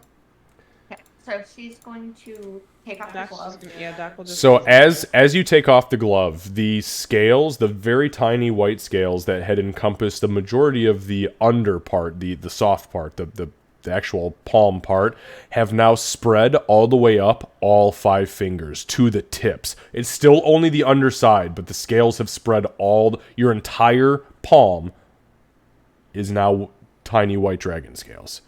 And as she takes her glove off, you all look and see, holy fuck, she skinned Meepo and put him on her fucking palm. So, Slapped him with some sticky glue. And So- last time Doc saw it, it only had the one scale. Correct. Yeah. So, how long has it? I mean, you didn't tell me anything changed. Well, I'm sorry. We weren't in the middle of Don't anything. sass me right now, woman. Why didn't you tell me it changed? We were. And she's gonna kind of like gingerly poke the scales. Okay. Well, I mean, do you feel different? Wait, which hand is this? Is your Left right hand? hand. Left hand? Well, it's kind of hard to say. If you give me a second, I can possibly ask Meepo what's going on. So Doc will switch to Goblin very quickly. Hold on, what? So apparently, from what I understand, Meepo like lives inside of her now. That's all I can give you as far as the next No. Lucy, that was in Goblin. yeah, this last In, part. in common. What the fuck does that mean? Meepos lives inside you? Oh, there you go. It's in common. And Aurora's not going to respond because she's trying to do that inward, like, meditative reach Yeah, towards Meepo, trying to, like, communicate a little bit. you know how, like, Meepo, they said that Meepo was somewhere safe? Apparently, Yeah, I thought that meant he was actually somewhere safe. Amen. I know. But I've seen her die like 3 times in the past week. yeah, but they didn't. I mean, hindsight's 20/20, right? They didn't know. To be fair, though, she did make a valiant effort to keep him alive when he was still outside of her. This is a weird conversation. I mean, even for us, this is a very strange conversation to have. Ray will kind of stop for a second and go, what's a Meepo? Meepo was Fucking Aurora just goes, hand. No, I'm No, I'm just kidding. I'm kidding, I'm sorry. Meepo was a party member of ours that we sort of, I don't really use the word freed, but That's pretty Oh, yeah, no, accurate. we totally freed his ass. Yeah, that's accurate as fuck. He was a he slave. was getting beat regularly, and anyway, we took him with us. How's that any different for now? Well, he's not getting beat. She's getting beat for him. So it's different. But so anyway, when we were trying About to, before we met. he did, yes. We were trying to. Actually, my intention was to bring him to my home, where he could live out a life of pretty much whatever he wanted. But that's not what happened, and so now either she's turning into Meepo, or perhaps he just wanted to still be known. Okay, on that note, Kat, as you begin to do the kind of inward, intentional reflection over the Meepo gem, we'll call it, and over the scales, you hear a very familiar voice come across your mind, though it's very, very quick, and kind of labored. You hear, Don't you worry. We become a one. Because I need a friend. And so do you. and the voice stops. I really want Meepo to meet John. I really do. I can't do that. That would that's like, Conversation between Meepo and Jot. Oh my god. dude, that would be the Josa. it's Josa, Meepo, and that fucking ogre would be the equivalent of you guys throwing a DM who is a bag of holding into a bag of devouring. Game fucking over. Actually, that'd be pretty fucking badass, but I digress. So that's what happens. As that does happen, Kat, Aurora looks down at the hand, and as she does so, she sees the scales glisten. And you reach over with your other hand, the full fleshy hand, and as you touch it, it is physically cold to the touch. Do I get the sense that I'd be able to communicate back at all? Yes. Or do I feel like that? Yeah, you feel like what just happened was the equivalent of receiving like a message. Like there is a line of communication, though it might not always be two ways. Right now it's open. So first of all, the look on Aurora's face, like she's not stealing her features or anything. There's definitely a look of like alarm and like sorrowful nostalgia that kind of crosses her features, and definite shock there. And she thinks inwardly back. Okay. Becoming one didn't have to be a literal thing. How?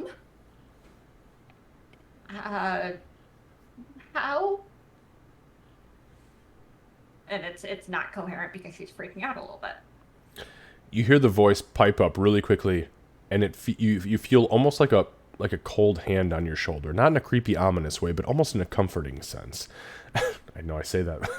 I don't know how much I can convince you of that, but you feel it though. This little tiny, this little teeny tiny embrace around your shoulders, and it's cold. And you hear, It's okay.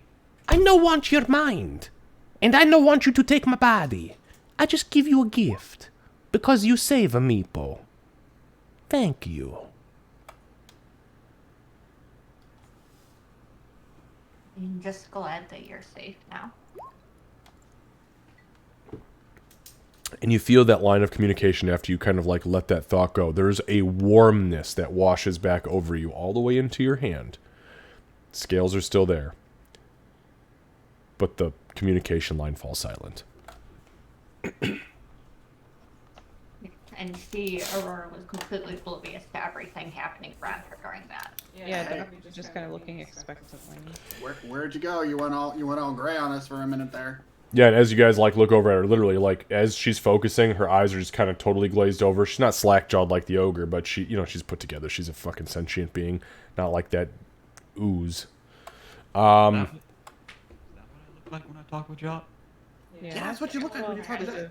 There's a lot more electricity. There's a lot more static electricity. You had lightning in your eyes when you did it. Are you good, Aurora? Is he good? I think so. Scales might spread. Not sure entirely when they're gonna stop. It's a gift, apparently. Well, once again, he could have just gone home to my home, hang out with the Timbers. I think he's happy here. Well, he doesn't have a choice. Hopefully, he is. I mean, like, what is he? What is he in, like? His choice. What is he in, like, your lung? Where is he? Is like, what's happening? Is he hanging out in your ear? What? So she's going to, leather, so she's going to shift it enough to be able to see the scar. Somebody sneak him into your chest, like. Alright, I get tying something to somebody's toe while they're sleeping, but how did that happen and you didn't notice? I don't get that either. It's when I came back, the Archdruid said that this was his choice. The Archdruid's choice or Meepo's choice? Meepo's choice. So Meepo was. I'm so confused. Well, regardless, just keep him safe, please. That was all we ever wanted, all of us ever wanted, was to keep him safe. There's not a chance in the Nine Hells that I will let anything happen to him. I saw you take an arrow. I saw you take a freaking javelin twice your size to the chest today. That doesn't seem like a very safe place for Meepo to be. And this body might fall, but Meepo will be safe. But how? Can I Arcana check I don't that? get it. What are you trying to Arcana check? Or not, I guess. I'm just trying to figure out how exactly that whole chest thing works. Because according to her, he's living inside her. Yeah. Same with Ree. Like, Okay. Ree's taking it as like they shrunk him down and like mushed him into her chest cavity or something. Sure. Well, so why don't we start with this? Kev, give me a medicine check, and Lucy, give me a medicine check. We're gonna start here and work our way up.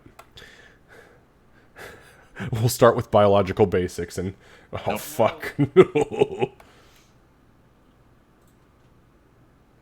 It's actually better than I thought it would be. Yeah, that's what I thought it was going to be too, to be honest with you. Lucy, Gray has absolutely no fucking clue what you're like catching bits and pieces, and it's just kind of fucking throwing you off. You're like, what the fuck? Why are you here? You guys are off. I am trying to rehearse. Get the fuck out of this room. And Kevin, what you understand is because you watched the reincarnation. Excuse me. You watched the reincarnation ritual happen on She before she became Aurora.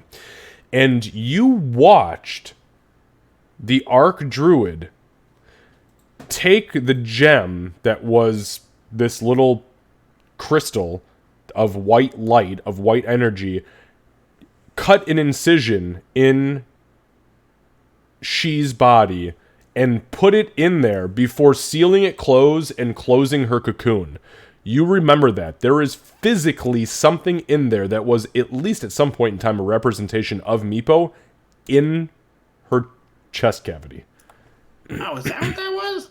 Now, I'm shooting in the dark here, and this is a long shot, but Kevin, because you succeeded there, give me an Arcana check.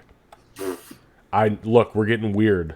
This is a weird session. Let's get weird. Let's get weird. Let's get weird, baby. I really want Ree. As restarts. Oh no! Just kidding. Pop it. Rolled a 7, -1. You have no fucking idea what this juju is, but you know that there was definitely something put in her chest. I had a train of thought, but I lost it. So okay. So what? That little thing that they put in your chest. That was Meepo. Looked just like a little marble. He was dead at the time, so I don't that's know. weird. I just know that Meepo is here, and also I can talk to him, and he's giving me gifts, apparently. All right. Well, could you at least wear something a little bit more hefty right here? This body might fall. He doesn't give a fuck. How do you know that? Same instinct that I've used to heal and do everything else. And Doc, your passive insight, and Gray, your passive insight tell you that that is 100% truthful. Or at least she's convinced of it. Somebody has to trust somebody sometime. Just do what you have to keep them alive. That is the most arcade shit I've ever heard in my entire life. I just heard Galatry in my fucking ear, Candy. He can't keep me alive. So there was one other thing. So the Arc Druid kind of threw some Briog ice at me, and we deflected it. So wait, are you turning into are you gonna be some kind of Meepo, Aurora, She? Are you half orc, half halfling? Meepo said that Kobold? the body is not. He doesn't want the body. Or maybe it was the mind. I don't know. It was a little Meepo-y. Meepo had it rough. I don't blame him. I mean, look, if you could have, you did, right? You came back in another body to get away from the bullshit that you were dealing with before. Meepo did the same thing. He was just not controlling that body. I think he's in a whole little world realm. Plane. He's got his own. Maybe it's that. He's got his own space where he can be happy now. And now he gets to adventure without the danger. You saw how overwhelmed he was, how all of this was too much. This way he gets to be a part of that and still be a part of us, me, and he's not in danger. Can he, like, see and hear us? I think a little. It's If he died, what would happen to him? weird.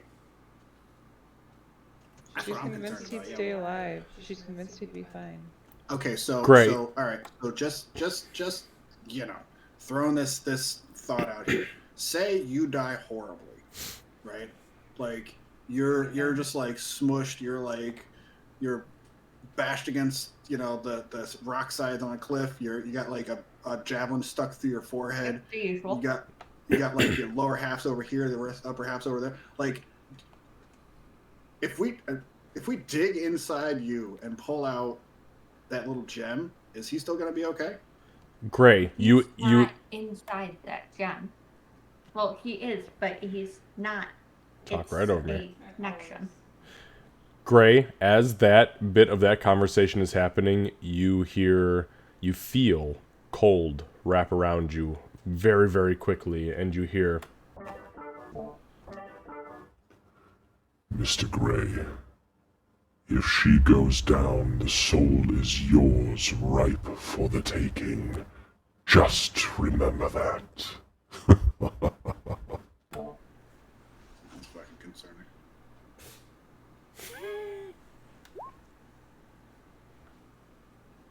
okay, sorry, continue. I just wanted to make sure that he heard that. Just listen. I mean, if we're all obviously concerned, right? So we just do what we have to do to make sure she stays alive. If it comes to that and we can't save her for one reason or another, which I didn't rip my soul into pieces and put it back together like a jigsaw puzzle to not be able to bring people back. But if we get to that point, then we will do what we have to do to at least save one of them. If I die, cut me open, fish around, it's just the body. I don't care. Take the gem so he can continue to adventure. That's the plan. If we get to that point. Should we like swallow it or something? Please don't do that because then you don't know where the gem's gonna end up, and that's not what Miko needs to see. Oh, that's fair. Again, Gray, you hear, Mr. Gray, by no means necessary can you allow that to happen. You must consume the gem of the kobold. Trust me, I've never led you astray. I've protected you from her when she was in her green form. I can protect you again. She took a gift from you. You can consume it if she dies. Have no fear when I am with you, Mr. Gray. and you feel the shadows and the cold fade from you. Thank you. I think it's definitely Gray trying to keep, I guess, cool while listening to that. I have no change in mobility or anything else, which, as an archer, I'm very concerned about that. Like, I can still, everything I can move exactly as I normally would for that hand. Oh, I'm sorry. You were asking me. Yeah, no, you are very, yes. It is almost, you are almost more dexterous with that hand. Almost. Like, you feel everything on a level that you've never felt anything before with that hand specifically. And that's your bow. I'm assuming that you're a left-handed bow shooter, right? Like, you hold the bow in your left and fire with your right? Honestly, hadn't thought about it. Neither have I until this very moment, but... Well, in my picture, I had the bow in her left hand. Okay. I created this, so. Fair enough. There we go. So, who knows? Maybe you're fucking ambidextrous and you can use it in either. But either way, your primary bow hand, yes, you feel like it is easily better than your other hand.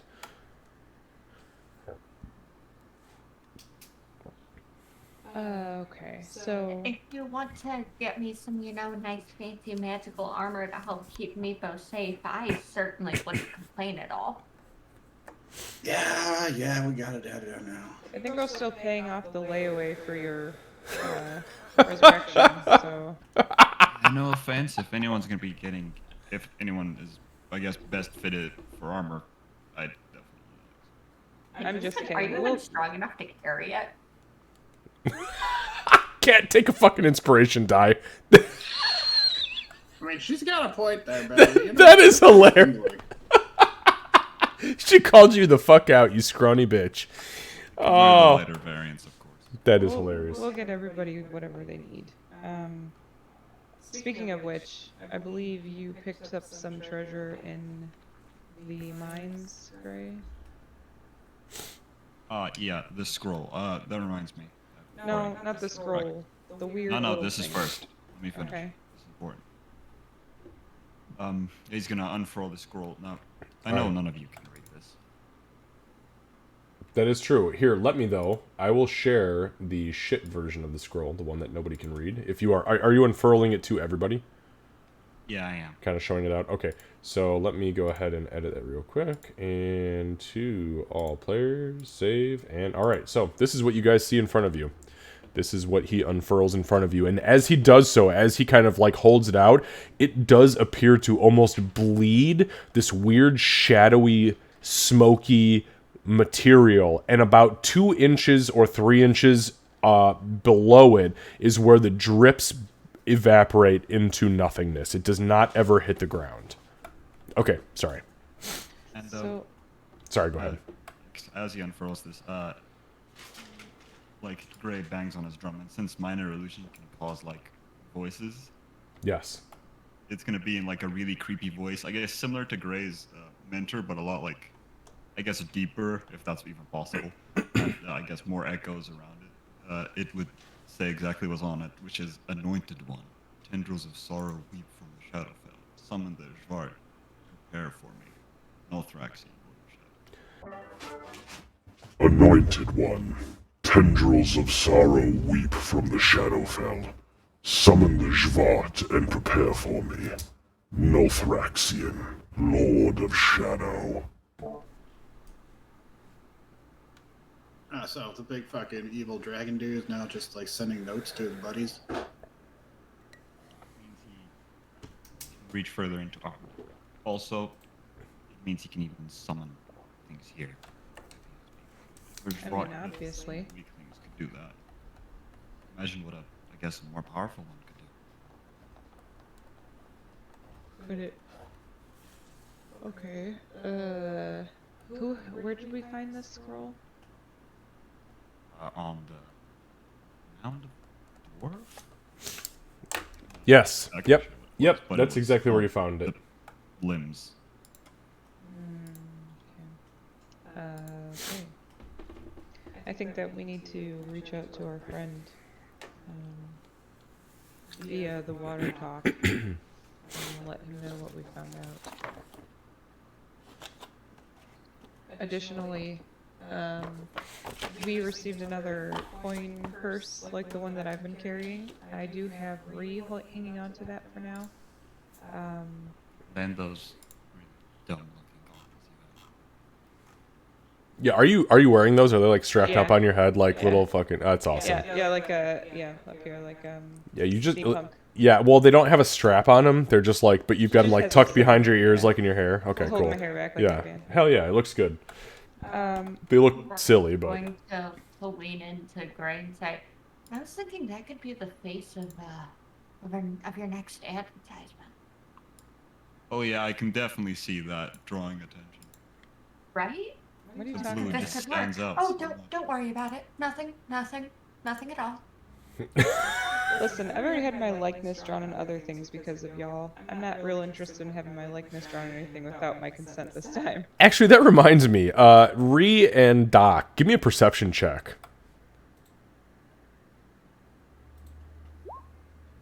Oof. Oh fuck that. A 2. is almost a Oh, 9. never mind. Never mind. Continue You're it. perceptive. Continue as normal. Y'all. All right. Keep your secrets then. So, that thing, the other thing that you had picked up, Gray, what the heck was that? Because I'm very interested. It looked like it could just hold things. Oh, right. Yeah, you fucker. You were gonna do it. He's gonna take out a sticky black ball. I guess he's gonna, just have it stick to his hand and go, I'm not exactly sure what this is. May I? She'll put her hand up because she's honestly He'd like to, curious. but I don't think it lets go. Am I able to like grab it? Is it like Velcro where I could grab it off of his hand, or is it truly stuck to him? Yeah, so like as you grab it, it does. So what it feels like. Have you ever felt silly putty? Okay, so everybody here has felt silly putty or Play-Doh of some sort. As you grab it, it feels kind of like that, and it's folded up in a very small, like almost pocket square, but slushy kind of like way. You can tell it's almost fabric-like in when you touch it, but it is cold to the touch, dead cold. Like if you were to touch a corpse, a fresh corpse, absolutely freezing cold to the touch, no blood pumping. But as you and you can flip it over, you can do tricks with it, you can hacky sack with it, and as you loosen it ever so slightly, it opens up into a larger and larger piece. And as you begin to peer inside, you realize, holy shit, this thing needs to be laid down and probably opened up. Okay, I'll do that. So as you lay it down and open it up, give me one moment. And because I'm feeling closer with Meepo right now, I'm going to do a are you seeing this kind of inwardly? And kind of trying to share the weirdness because I don't know what the fuck's going on with this. Your hand grows cold. You don't hear anything audible, but your hand grows cold, which is what you've picked. Actually, you know what? Give me an insight check, Kat. Fuck, I have to make you make insight checks with things that aren't here. Oh, we're back to slow motion dice. Oh no. Oh no. It is still rolling. Oh god. The drama. No. No. Not even worth it. Okay. You reflect inwardly. So as you lay this thing out onto the ground, you kind of like grab the edges of it and you pull it outwards, and the picture that I just shared with you guys is very representative to what you see. It is, for all intents and purposes, a whole nother fucking dimension that is wrapped up into a little tiny ball of tar. And when you open it up, what you see inside is literally what you see inside. There is, and what this picture is very accurate, there is thousands of coins inside. There is also a single, you can see like the top of a single crystal vial kind of buried inside of the coinage. Fish out the crystal vial. What's this? Sorry, what was that? Candace and Lucy are going for it at the same time. Give me both of you roll initiatives. Who gets it first?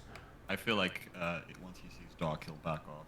Oh, okay, never mind. Doc is ready. Doc is like, I'm gonna fuck you up, son. As she sticks you in the throat with the dagger, like, how do you like that purple worm poison, asshole? Honestly, she's Ready to be a probably, kobold? 8 con having motherfucker. she's probably so excited about this. Actually, would I know what this item is based on my history by chance? Not based on your history, but give me an Arcana check.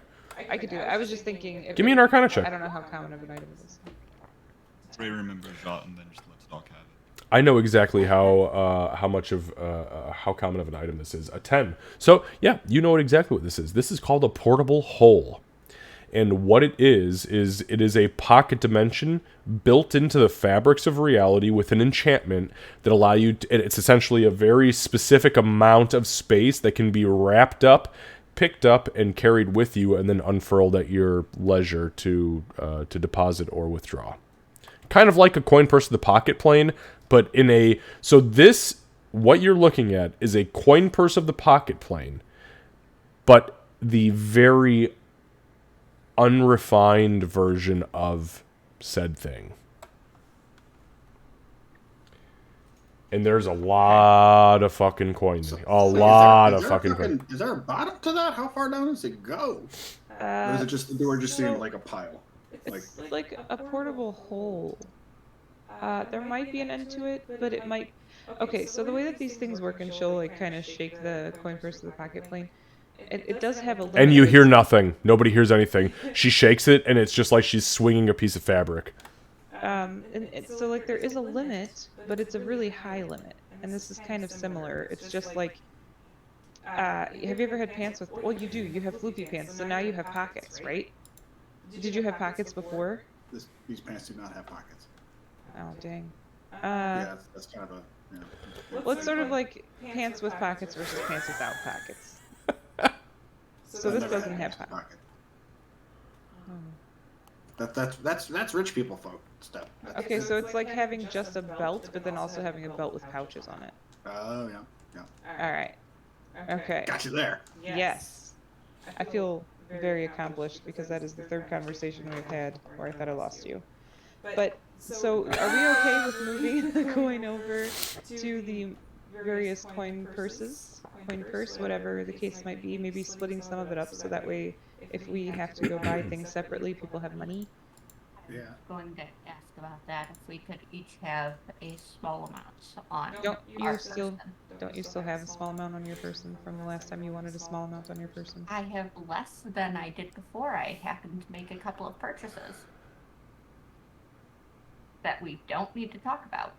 I'm You're really selling me on giving you more money right now. Divide the loot.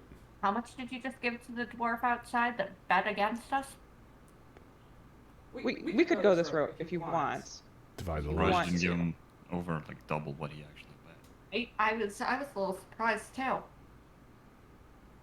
I gave him double what he bet. But I'm surprised you didn't.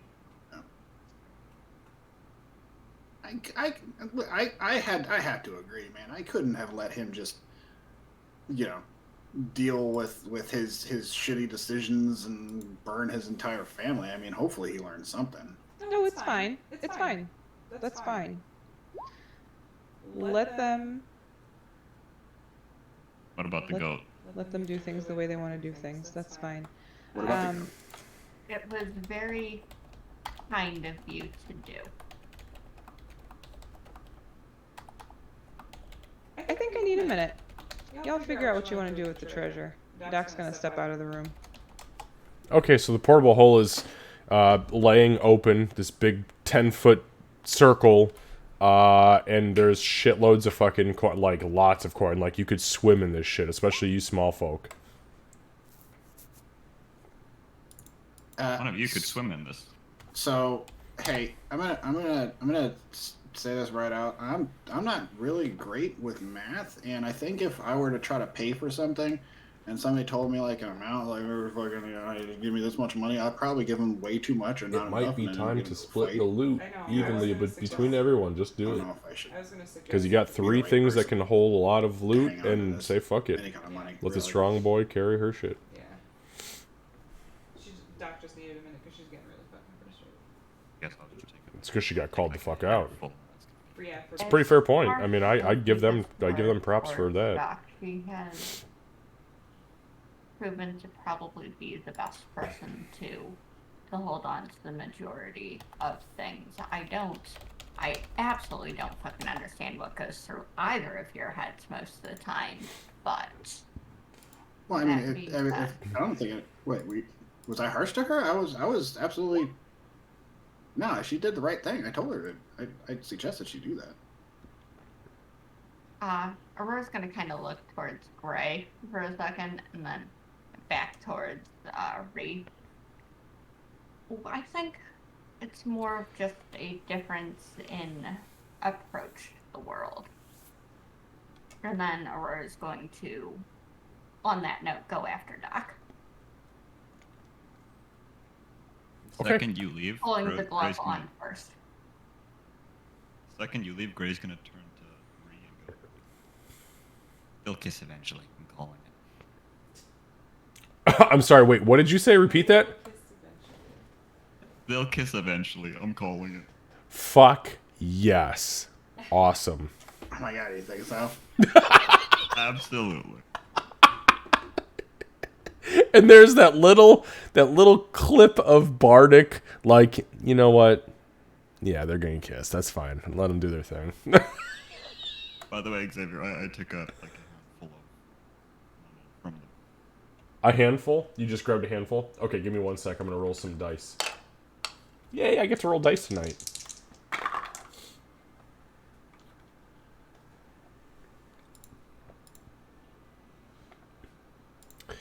Okay, so you grab 18 gold. You can add this to your character sheet.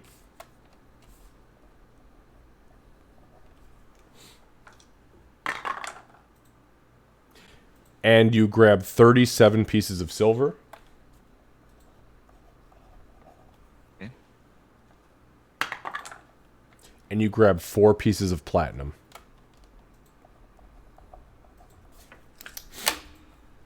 You And had then- me there. I was busy typing in copper. Oh, did you want me to repeat it? Oh, copper. Oh, no, the platinum. Because Okay, you were gotcha. going I get down it. from gold, silver. I was. I like, know. oh, I tricked you, bitch. I got you. Okay. Yep. That's what you get. Okay. Sorry. I digress. Okay. So Doc steps out into the hall. Doc, you're kind of brooding for a moment, and then all of a sudden, poof! The door opens, slams shut, and Aurora's in the hall.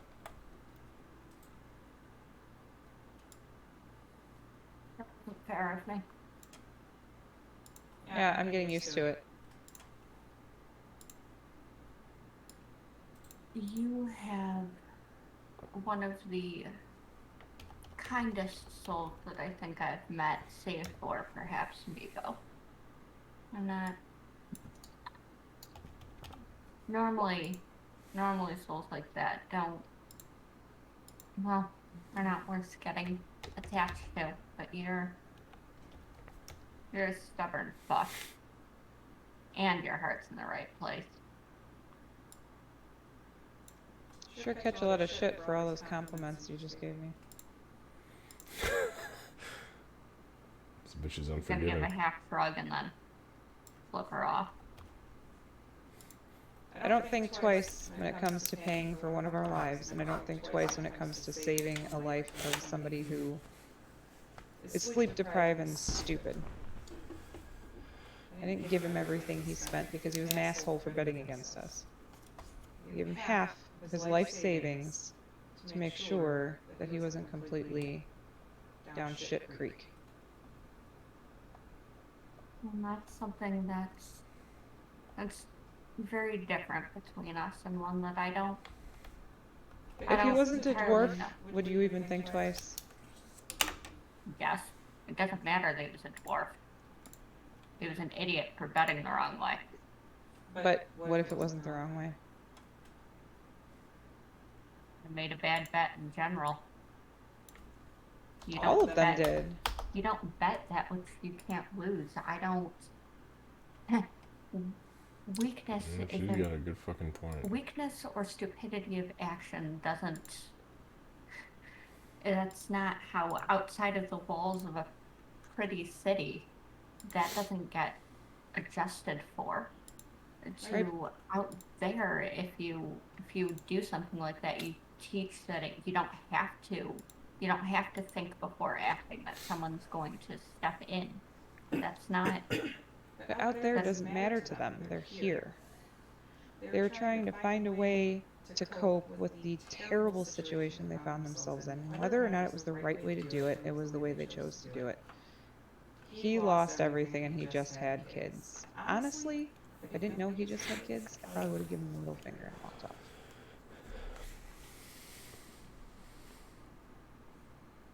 Why? Gonna trail off and then start again. Why does it tug at your heartstrings so? That, like, why stop? Why reach out that hand? Kids or not, you could still very well have just given the middle finger and walked away. What is 54 gold going to do for us in the long run? We were on our way to collect a huge bounty based on the crap we just went through. If I can try to sway my luck toward good to make sure that one of you stays alive and all of the shit we find ourselves in, why wouldn't I take that opportunity? So it was a calculated decision. It's always a calculated decision. There is more to me than stabbing people to death and spending money. Ree got her goat because I had to do one of the hardest things I've ever had to do. That man got his money because it might sway our chances later on for survival. I had to kill you. I had to kill you. That wasn't an easy thing to do. I didn't really like you as much then. It still wasn't easy to do.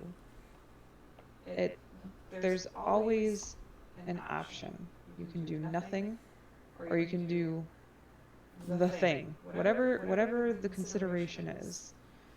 And I have found that more often than not, doing nothing gets you nowhere. I'm used to doing nothing being what keeps you out of unnecessary risks, and yet Have you lived through the last 3 weeks? Unnecessary risk is pretty much the only thing we do. notice. If we're gonna do it, we might as well try to make sure we're gonna survive it. That's why we persuaded an ogre to fight on our side, and it's why the next time somebody dies, we're gonna pay the 1,000, 10,000, 25,000 gold to bring them back. You know what? If you weren't there, I would have put an arrow into that ogre without a second's hesitation. Would dump half a quiver. Actually, if you weren't there, I would have been into that fucking mine in the first place, but Well, I don't know. You seem like you like Gray. He might have been able to persuade you. to go into a dwarven mine to help with us dwarves. Okay, yeah, you wouldn't have been there. No. I probably would have been sitting out somewhere doing nothing. If I Yet weren't here we here, are. if I weren't here, you'd still be who you were before. For not doing nothing, things are surprisingly better for it. You gotta have faith in the luck. Oh, you're not getting me one of those nuggets, too. No. And you see that gaudy ass bling just kind of shine off the light in the hallway. It would clash with your outfit. It would clash with a lot more than that, but you wear it well. So does Ree, actually. Listen, I think that we need to maybe share the loot. We have enough between the 4 of us now that all of us can just take our share and do as we please with it. And each time that we get more, we just portion it out. If Ree wants me to carry hers, that's fine. I know she trusts me. I also know that Gray doesn't trust me, and you trust me more than Gray does, but not as much as Ree does. So I don't want to deal with this crap every time we do something. I'm not interested in it. This isn't why I'm here. We need to give everybody loot. I don't particularly care about the wealth of things. That's not why I left the camp in the first place. But,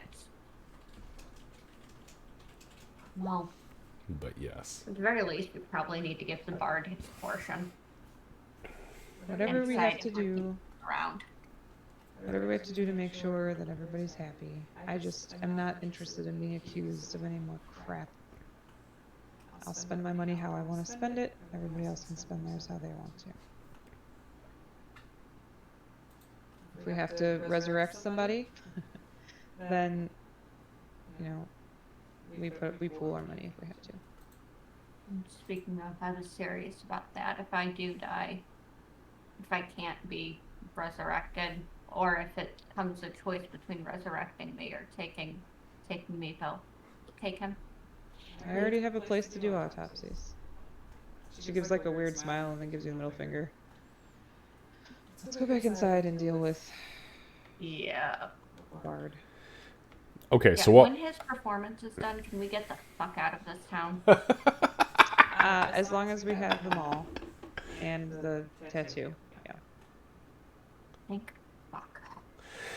All right, well, Sorry, while this conversation is happening, as soon as Aurora walks out the door, you see Gray just kind of like look at you, look down at the hole, and reach in and grab a fucking fistful of coin and just stuff it in his pocket. What do you two do during this conversation? Somebody already grabbed that vial, right? Doc did. Yeah, actually, that reminds me, Doc. No, you know what? You have not looked at the vial. What did you do with it? You just snatched it and fucking. I'm actually pissed off holding it right now. Okay, so for the record, just because we have that for a sake of clarity, let me do this and do this and do this. That is what you see. Inside of that, Doc. That's me. So inside of that, while you were holding it, you kind of glanced down and let's see, what's your passive perception? Yeah, it's very high. You look down at it, and inside of that, it appears to be an amber liquid, which is obvious because of the picture. Inside of, though, is suspended a scorpion's tail, perfectly preserved, the fang of an adder, a dead spider, and a tiny heart, probably the heart of a hummingbird. The heart is beating. No. Okay.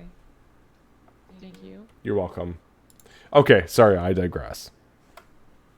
So I don't know. I guess Rhea will take a look down in the hole, see if there's anything like a gem or something like that. She'll probably just scoop up if that's even there. So there are no gems after the vial is snatched out. There is nothing but fistfuls of coin. All right. Well, you know what, man? Maybe I should just grab also another fistful and maybe sprinkle it into the pocket. The coin purse of the pocket plane. Though I would have no idea how much would be actually in there. That's fair.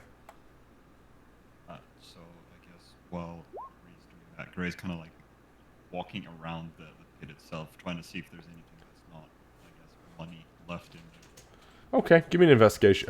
You know what? Yeah, give me an investigation check.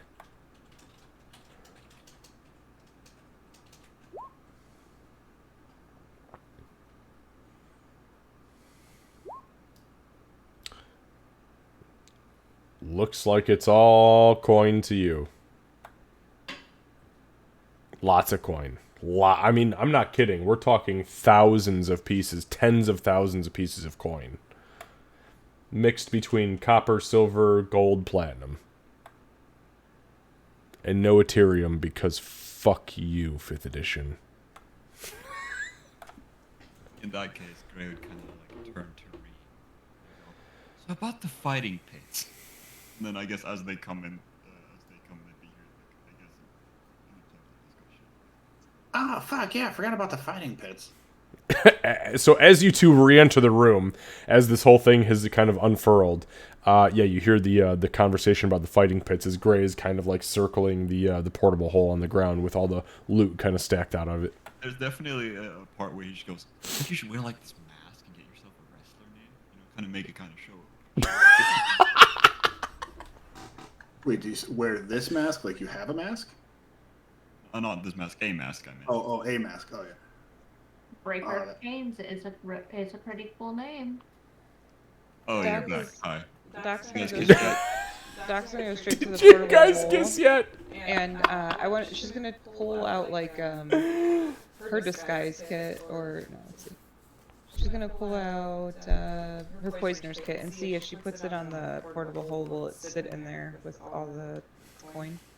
Okay, so you guys see Doc pull out this little like black box that's about the size of her hand times 2 lengthwise. She sets it down into the hole And it sits on top of the coin. Okay, so if I try to close up the so she just wants to try to grab like a corner of it and fold it over to see if it'll go in there if it pops out. Yeah, as you grab it, it is almost like grabbing the edge of a sheet and you fold it over, and all of a sudden everything disappears and you see the ground, except for the couple of loose corners that are the remainder of the black hole. Okay. That's so fucking weird. Okay, so we're gonna trade.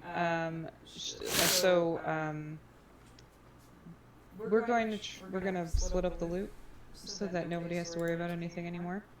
I don't know how much is here, but it looks like a lot. If you want, you're strong as fuck, boy. So if you want to carry your own coin, carry your own coin. If you'd like me to help you with that, with this, I will happily carry for you. Either way, but we're gonna split stuff up. You pink bag, coin. Yeah, I got the coin purse. I can just. Right, but I think that so you're very strong, and she's gonna point to Aurora, is not. So I think she needs one of the bags so she can carry her Do you coin. 'Cause know coin how gets much heavy strength quick. it takes to pull back one of those bows? If you're gonna make a strength comparison, you've got the prime example right there. I mean, that's fair. Insulted, but it's perfectly accurate. That's fair. That's way more fair. Yeah, she's. That's rude as Gray fuck. Is spindly. That is Yeah, rude as probably, fuck. Yeah, you know what? Here, Greg, take my coin purse. Hold my coin purse. Hold my purse. Well, I think once we divvy it all up, I'll take the. Hold my purse.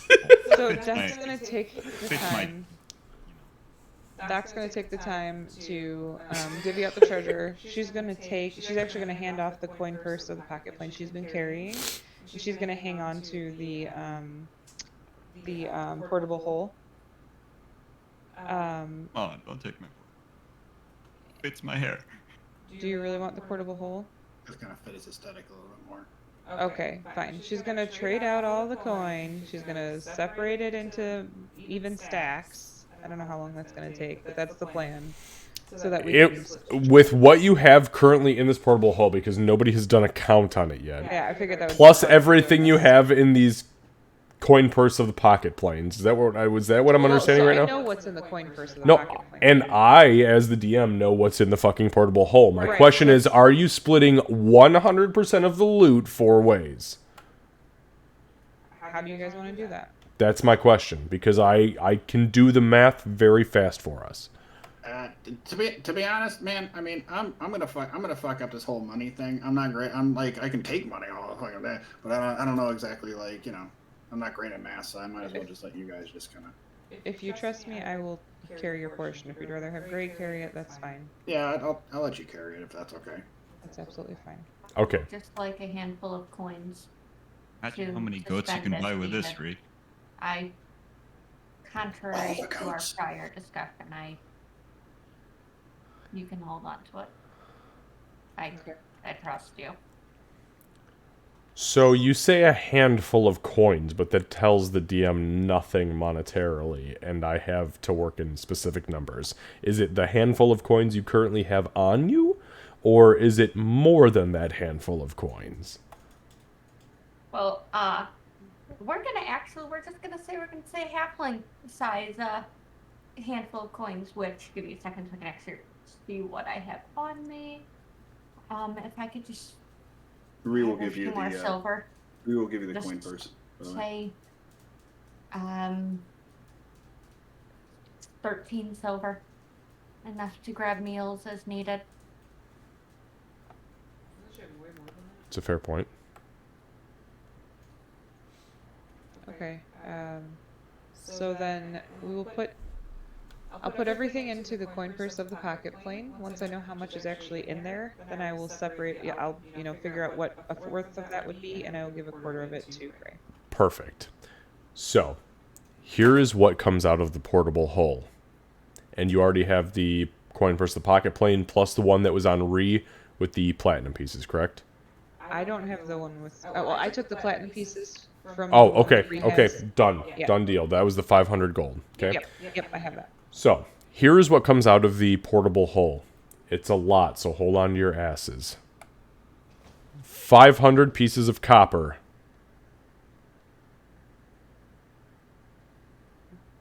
Alright, that was it. No, I'm just kidding. Wouldn't that be fucked up? You guys did all that bullshit for 500 pieces of copper. Okay, 500 pieces of copper. Very strange number, very uneven, but 8,963 pieces of silver. Mind you, this is not including, this is post Gray snatching.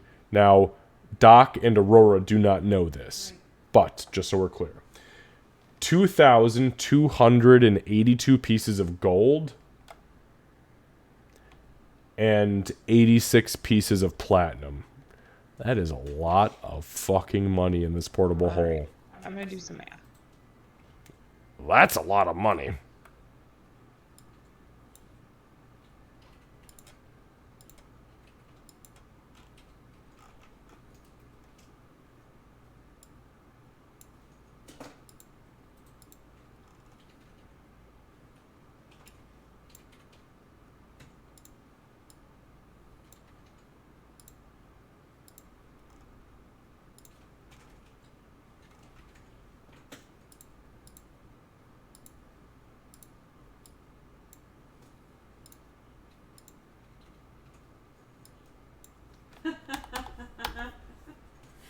Sorry. A quarter of the gold that we have is 777. I have to give that to you. You fallen motherfucker. Okay, I'm gonna keep doing that. Tell you what, subtract one from all, like one number from each of those and I'll take it.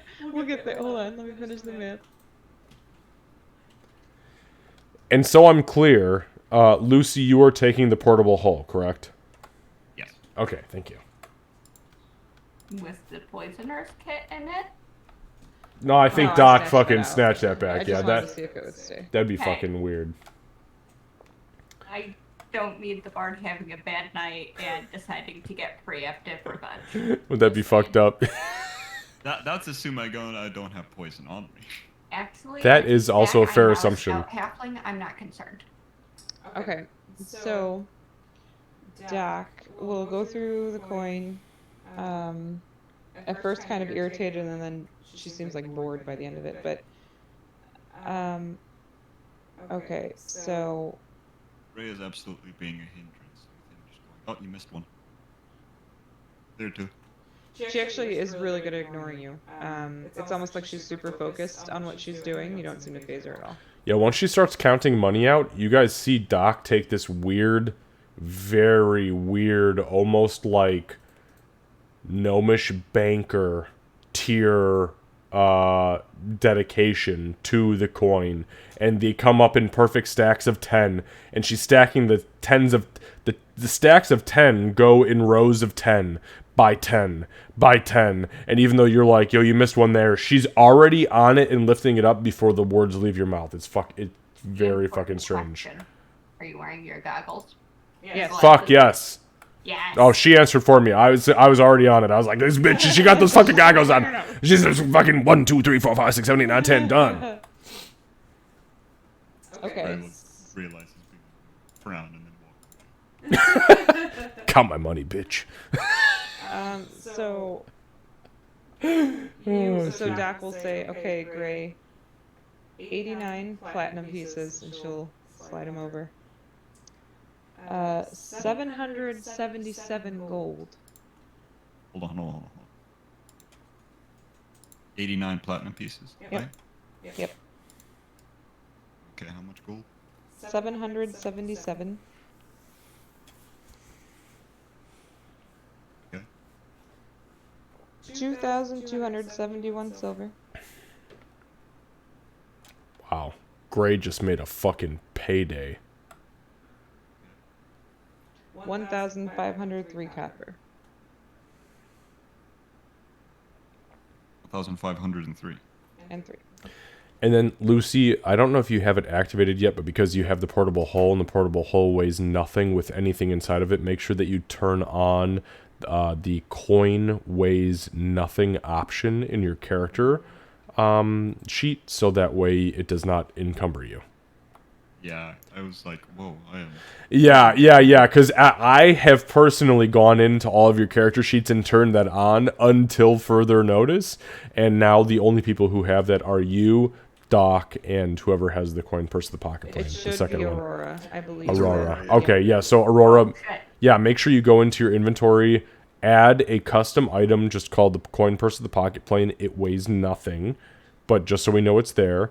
And then go into your character details, and I believe that Candace and Lucy can help you find that. And then turn on the variant option that coin weighs nothing, and that will remove all of the coin that you have or will gain. Just it weighs shit. Now, the coin purse of the pocket plane, if I'm not mistaken, holds 50,000 coins. Is that right? Or is it 500,000? I think it's 500,000. I think it's 500,000. Yeah, I think it is. It's 500,000 coins, so. The portable hole with what you have, Lucy, it's 10 cylindrical feet. You're fine, so don't worry about that. It's getting pretty high, though. That's a lot. Party in here. I was going to say, it's pretty fucking high. Yeah, you can fit half the party in there, but they can break out. They don't know that, but it's like a boogeyman's bag. You're like Oogie Boogie. Perfect. Literally, yeah. That's what I was thinking. This is the best item for you to have. Fuck having Jot. Okay, I think I've got the I really like coin purse squared away now too. Just when was the mall gonna be ready? I can't remember. Was that? So the mall. It got changed to being before his performance because of the rush Oh, order. that's right, why yeah. we got kicked out. So Yeah, I the remember that. so the mall was going to be. So you guys are. So right now it is the very end of Friday, the 20th of Mujem. Tomorrow, Saturday, the 21st of Mujem, means that you have to start paying for your room because your free week was up. Sunday was a free day. Monday was not only the performance, but it is the performance day, and it is the day that the mall is done.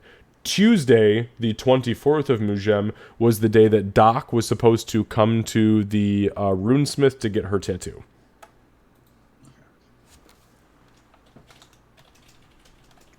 Okay, so the loot is divvied up. Gray, Doc pours this coinage into your portable hole and seals it up. And you seal it up. You fold it up into a very small handkerchief and you place it in your pocket, which weighs nothing. And yes, so what would you like to do, my friends? Doc will turn to Aurora and say, "Do you have what you need?"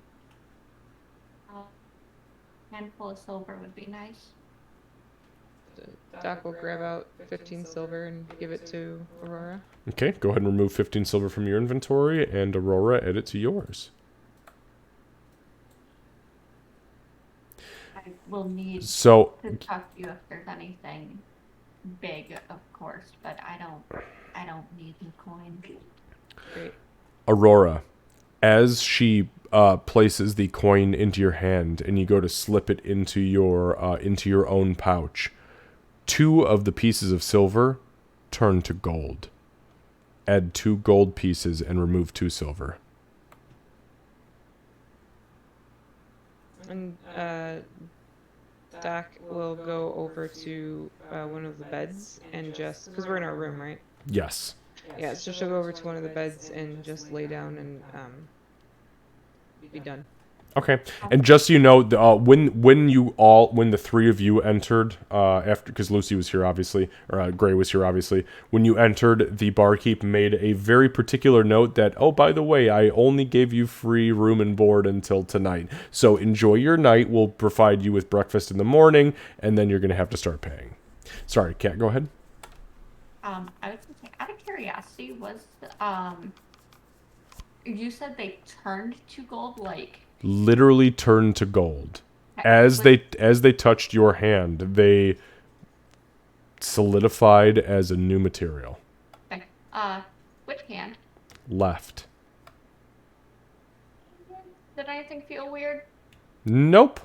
Didn't feel weird, but the fact that you looked down and were like, yo, what the fuck? I know she just put silver in my hand and that's not what's here. That's the weird thing. I'm going to look to Doc before she goes and lays down and be like, did you? Actually, That's it. if you look to Doc, though, give me a perception check. Slow motion rolls. I hate this so much. It's so dramatic. What an overdramatic It does queen. awful. I mean, Because what it's the... always a bad roll when it does the slow-mo. Oh, no, 11's not bad. All you had to have was a 10. It was just a basic roll. As you glance over, you see her holy symbol, the gold nugget, glow ever so slightly, and then turn back into its normal mundane form. Still not wearing one of those. We'll make you one of us yet. And when Doc goes and lays down, she looks visibly done with everything, right? Yeah. Yeah. I want to go into the package room, though, the storage room, and grab the Doc package, wrap it up a little bit like in the bundle, and I'm going to set that bundle by her bed before I also go and lay down. Okay. It was that actually. I take that back. I don't care. I'm gonna go back to like rehearsing, but he's gonna start whispering to himself. Okay.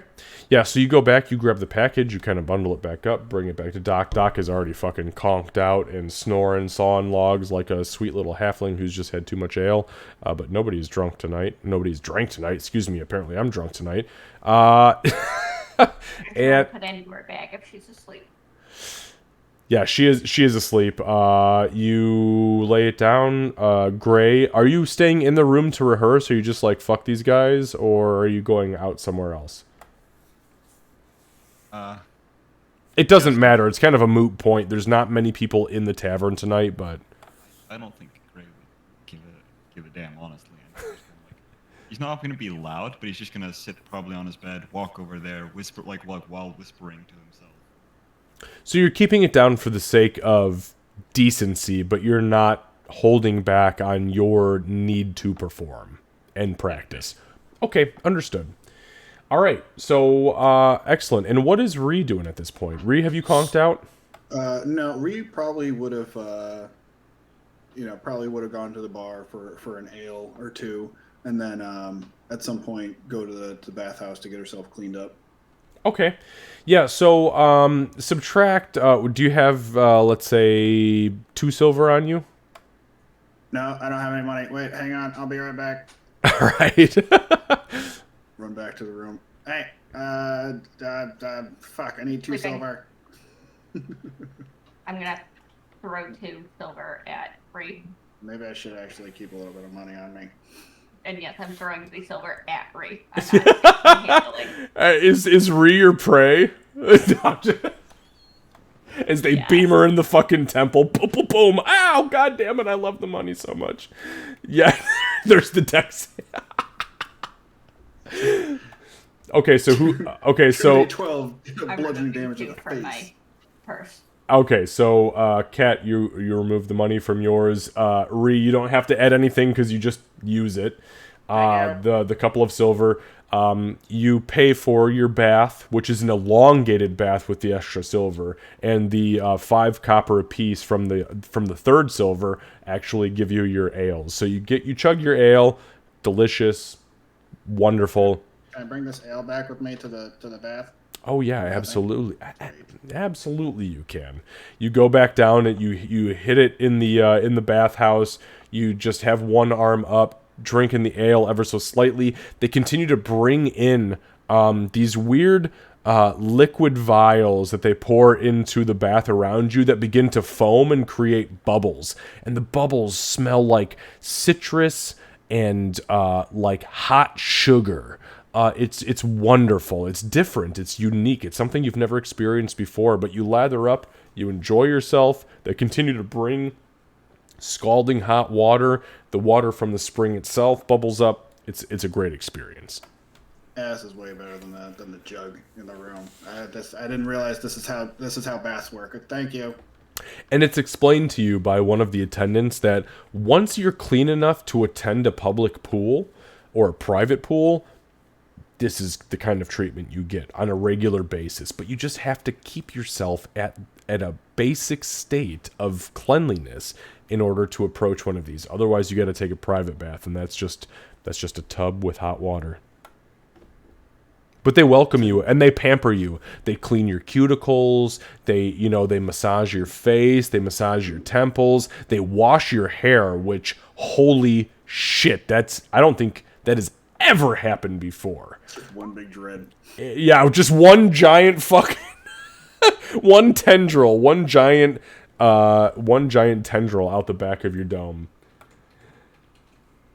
Okay. So you finish all that up. Go back upstairs, and I'm assuming at that point you just kind of conk out.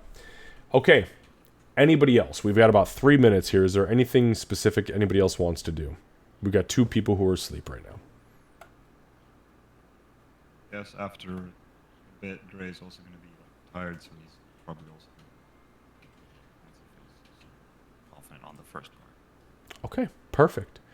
So you feel your confidence has swollen in the practice and the repetition, and you feel and hold on to that. Make a note of it about your advantage on that first performance check for the first part of your for when that happens. You gain that. You gain enough confidence and inspiration within yourself to know, like, I know how to tell this story that is gonna blow their fucking minds. While listening, I was kind of slowly writing the story as well, with drum inclines and where to cast spells and stuff. So it's almost done. Perfect. Excellent. I'm excited. Okay. Anything else before we end tonight's session? For the sake of using my inspiration and not losing it, after I hide Doc's gift, I want to go and I'm going to get food, and I'm going to try and get a little more hype for Monday, and try and just acclimate to being surrounded by dwarves a little bit, but I'm going to just be a little bit more of a hype man. You're gonna... Okay, I'll tell you what. Make a survival check.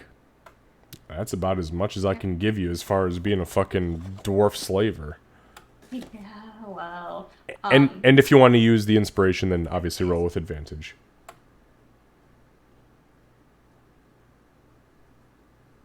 Double slow motion rolls. I hate it Isn't so it much. ridiculous?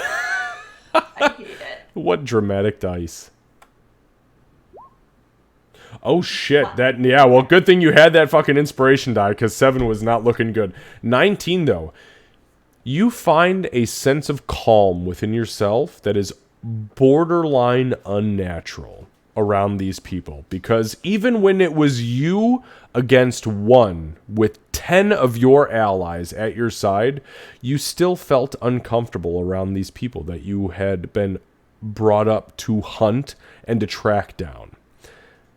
But as you sit in this tavern and you listen and you focus, after meeting Beaufort and going through the adventure with him, after meeting the tavern keeper and the ore master and the different priests and paladins and fucking guards and random miners that you've met within this town and the surrounding areas, there is a peace that comes over you.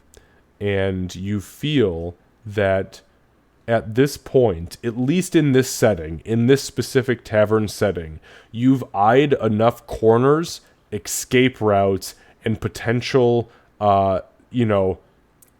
second chance opportunities as far as you setting yourself up to be a victor if shit goes bad, that you can handle being in here with a lot of them.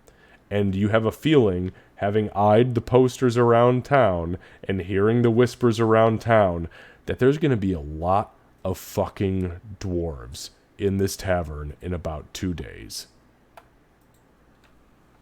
Yeah, that's not disconcerting at all. All right, guys. We are going to go... Maybe I overdid it. No, so I actually already did the rolls and already preset the entire copy of the tavern, and I'm telling you right now, I almost didn't have enough seats. I almost didn't have enough spaces. You did fucking good, son. But we'll see that next week. I hope I can keep doing good. I really hope so too, because if you fuck it up in the middle of a performance, I'm gonna be like, well, okay, reroll Gray. You can play Meepo again. Yeah, No, I was about to say, I'm done. That's it. Great leaves. Gray's like, That'll be man, when you roll that one. you embarrassed yourself right out of town. Double nat ones on the advantage. No, I can't. I'll just keep watching you guys from Twitch. Y'all have fun.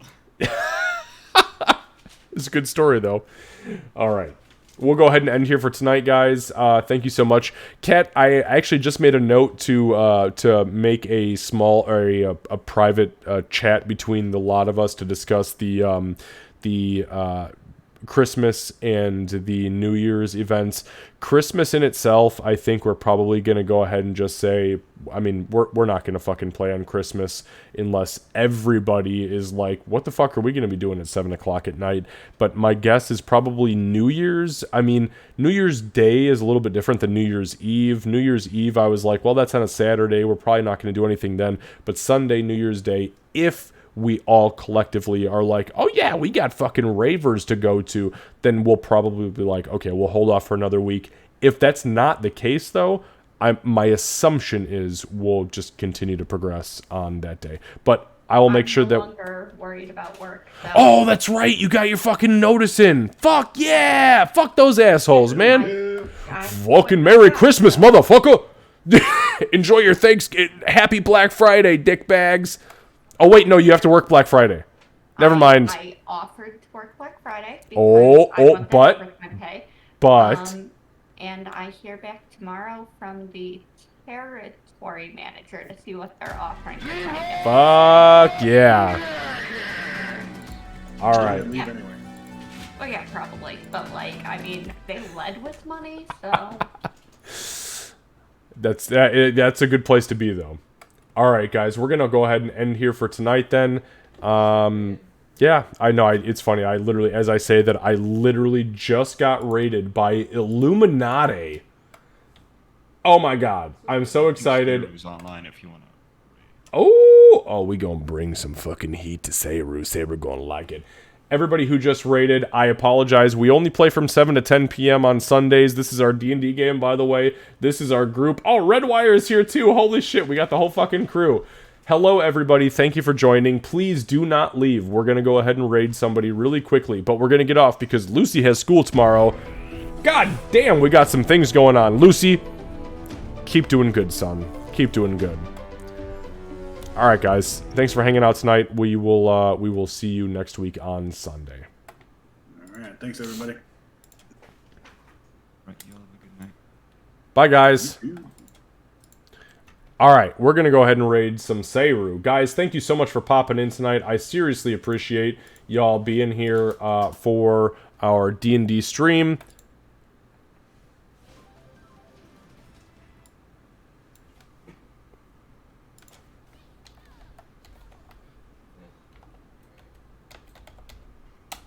All right, we're going to be raiding in 10 seconds, 5 seconds, 4 seconds, 3 seconds.